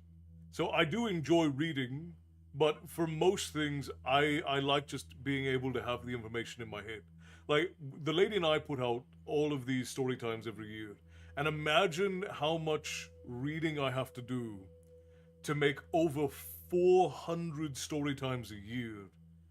And I have to make sure that I'm being accurate, that I'm being appropriate in the way that I'm framing the stories. So for me, just knowing things is what I enjoy. I enjoy having the information available so that because I actually like talking about books more than I like reading books.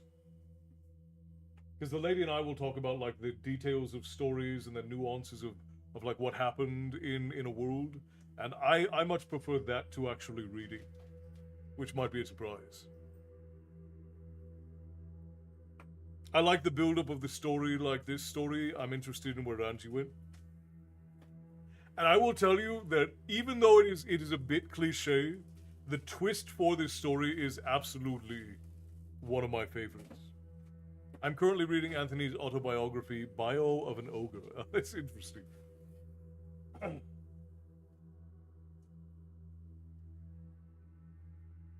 want me to make you beans?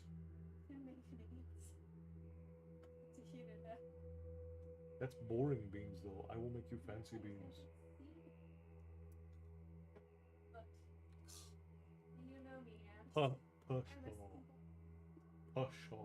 Yeah, well, I don't know that that's true. I think you are a complex woman. I think you are a complex woman with simple needs, I would say. Because you are not a difficult woman, we'll say that. I could very much just feed her the same things every day and she would be happy because that's how she was living before I got here.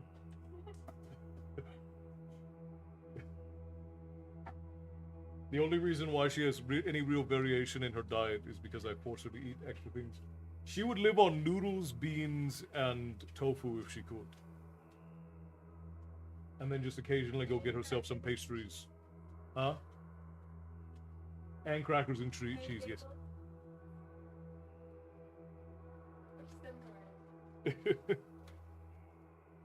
Now I need to go find and dig those books out again. That is part 1. I have part 2 as well. Beans mean says Bear. Beans mean says Bear. No, I rinse my beans. She says she rinses her beans. All right, let's do one more pull. I need to mute the music in the background. Let's see, guys, gonna be. Nope, that didn't work. Let's pause it. One more pull by the Wellerman. It's been a long time since you've seen her. Could have been 3 years or more. Will she be waiting when we dock, boys? Or like the others, will she be gone? It's one more pull, boys, that'll do, boys. Soon we'll draw alongside, hoist her upward, swing her inboard, for the journey's nearly done. Well, you're looking mighty smart, boy, dressed up in your number ones. You scrounged a new blade from the purser to scrape the bum fluff from off your chin. It's one more pull, boys, that'll do, boys. Soon we'll draw alongside, hoist her upward, swing her inboard, for the journey's nearly done. When we've fixed those bow and stern lines, and you've scuttled down the gangway, if she's waiting there, just kiss her, turn around, give us a smile. It's one more pull, boys, that'll do, boys. Soon we'll draw alongside, hoist her upward, swing her inboard, for the journey's nearly done. Well, we too will go ashore soon, get drunk in the clubs and bars, and stagger homeward, pockets empty, like so many times before. It's one more pull, boys, that'll do, boys. Soon we'll draw alongside, hoist her upward, swing her inboard, for the journey's nearly done. Well, a man may take a wife, boy, and a man may take a mistress, but a sailor has his ship, boys, and his mistress, it is the sea. It's one more pull, boys, that'll do, boys. Soon we'll draw alongside, hoist her upward, swing her inboard, for the journey's nearly done. It's one more pull, boys, that'll do, boys. Soon we'll draw alongside, hoist her upward, swing her inboard, for the journey now is done.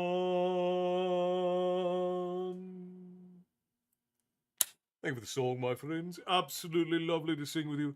I'm sad I had to cut a story arc from Berry's story in book 4. So the story's universe got saved from a zombie apocalypse now. Jesus. Maddie, every time I hear you talk about your book out of context, it makes me think that you literally you took a big bucket of every trope and thing in existence and then just... Oh, isn't there? It is going to be an omnibus of every story ever told in this book. Man, he just took a big old bucket. He's like, get it all.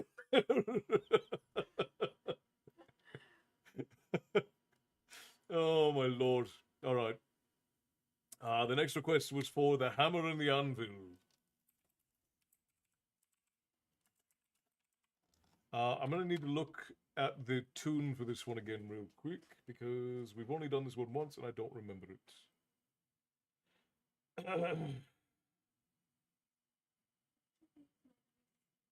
Huh? Your honeys? I can't. What do you say? Your honey whiskey? You want that right now? For why? Did I do something wrong? Is that why you're drinking? No, I just want some. It's upstairs.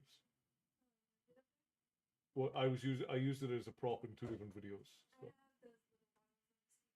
Well, my whiskey's over there. It's open. I use the good stuff in my coffee. Why not? Because that's the good stuff. You have that by itself. Crazy. Well, just give. I'm gonna be done here in a minute. I'll go up and get you.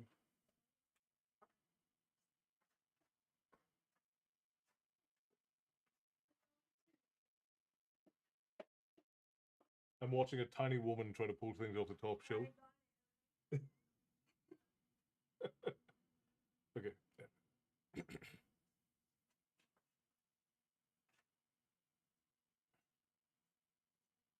Oop, no, that's.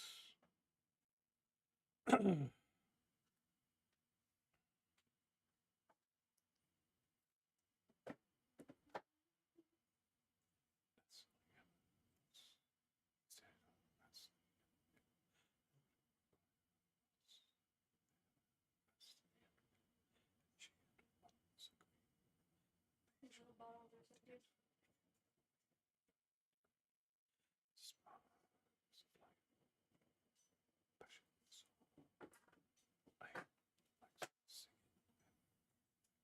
Okay, all right. The tune to this one is odd, like it's unusual.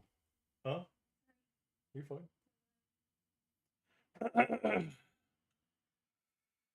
She rinses her beans. Yes, she does rinse her beans. Good night, Bobby. Rest well. Ooh, what brand of honey whiskey? The whiskey that we keep over there that's the good whiskey is Baron Ushka. But the one upstairs, I don't remember what the brand is. Yeah, my parents gave it to me. It has a honeycomb on it, perhaps. Probably not. Probably not. Not usually what I thought to make a horseshoe and asked my hammer thus. He said, I'll ask the anvil what you require of us.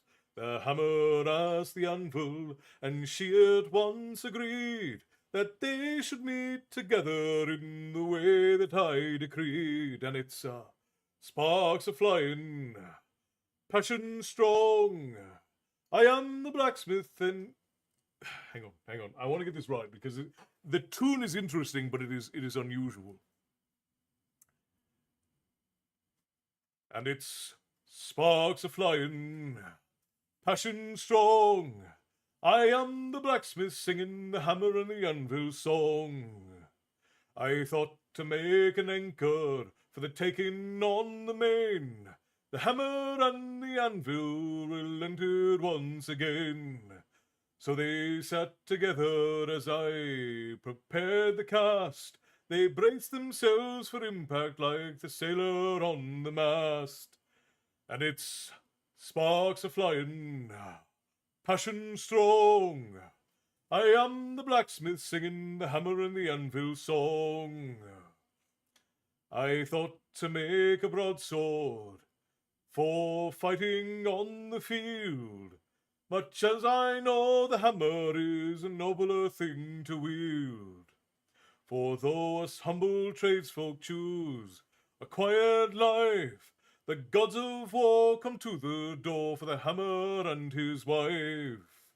And it's sparks are flying, passion strong. I am the blacksmith singing the hammer and the anvil song. They asked me for a statue of the general who died, a sword raised in his iron fist and a war horse at his side.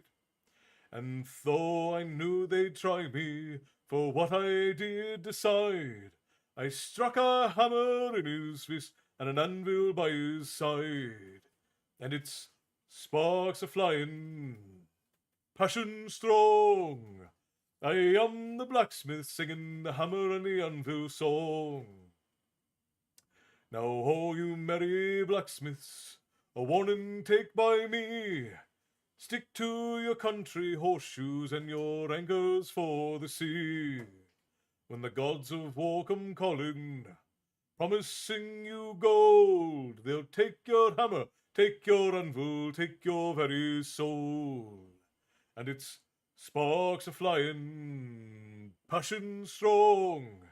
I am the blacksmith singing the hammer and the anvil song. And its sparks are flying, passion strong.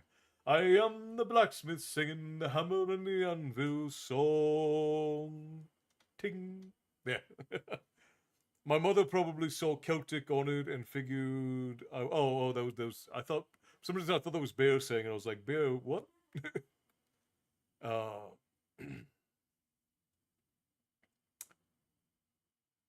The tune is very stop-start. Yeah, it's like a rowing shanty, right? Like the rowing shanties have those up to them, and it's a little bit different. I like it, but it is off from our normal, more melodic shanties and ballads. All right, last we're gonna do red is the rose to finish off. My love, can you take a break from your beans long enough to join me in red is the rose? Yeah. Send this over your way though. All right. I'll wait the whistle real quick.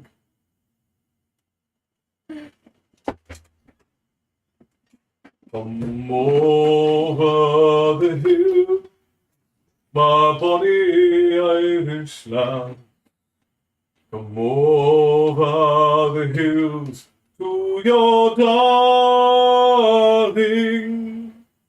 You choose the road, love, and I'll make the vow.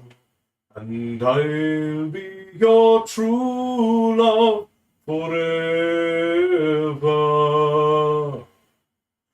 Red is the rose that in yonder garden grows. Fair is the lily of the valley. Clear is the water that flows from the Boyne. But my love is fairer than any. 'Twas down by Killarney's green woods that we strayed, when the moon and the stars, they were shining. The moon, it shone its rays on her locks of golden hair, and she swore she'd be my love forever. Red is the rose that in yonder garden grows. Fair is the lily of the valley. Clear is the water that flows from the Boyne. But my love is fairer than any.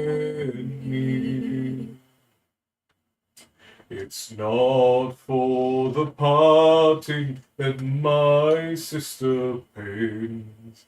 It's not for the grief of my mother. It's all for the loss of my bonny Irish lass. that my heart is breaking forever. Red is the rose that in yonder garden grows. Fair is the lily of the valley.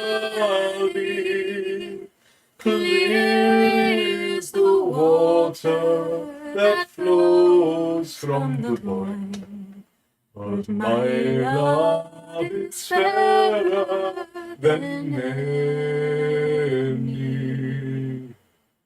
Red is the rose that in yonder garden grows. Fair is the lily of the valley. Clear is the water that flows from the Boyne. But my love is fairer than any. Oh, my love is fairer than any.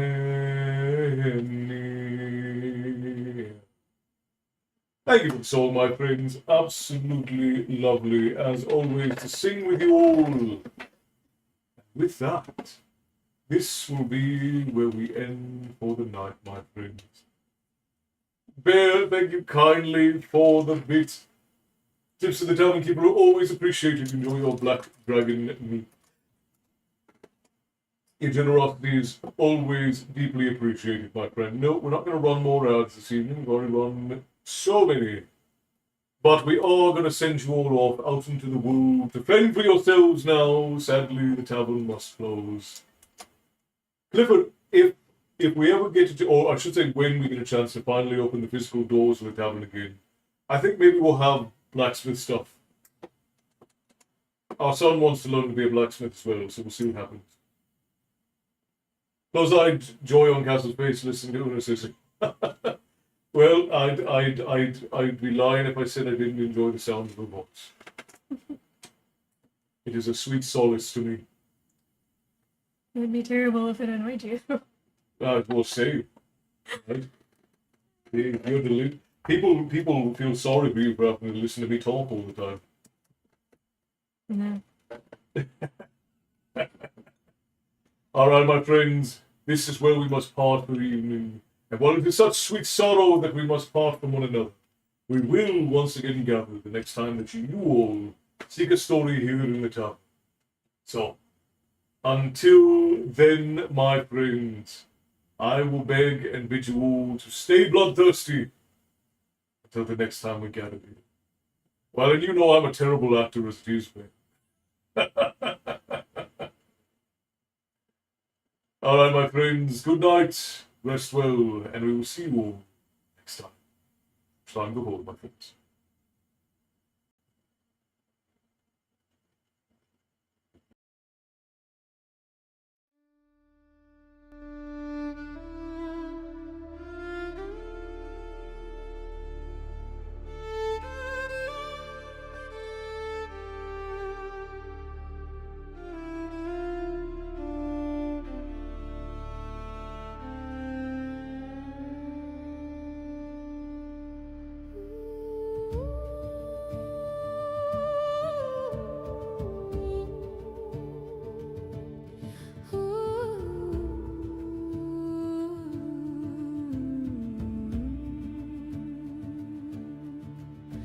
The frost is a shroud on the sleeping glen.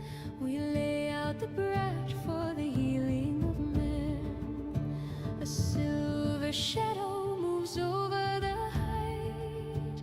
Breed carries embers to swallow the night. Her footsteps are soft as the falling of wool, while the moon o'er the she is heavy and full. Breathe life in the cold of the clay. Lead us from shadow and into the day, with the spark of the forge and the flow of the spring. Wake every winter-bound slumbering thing. The wheel lights on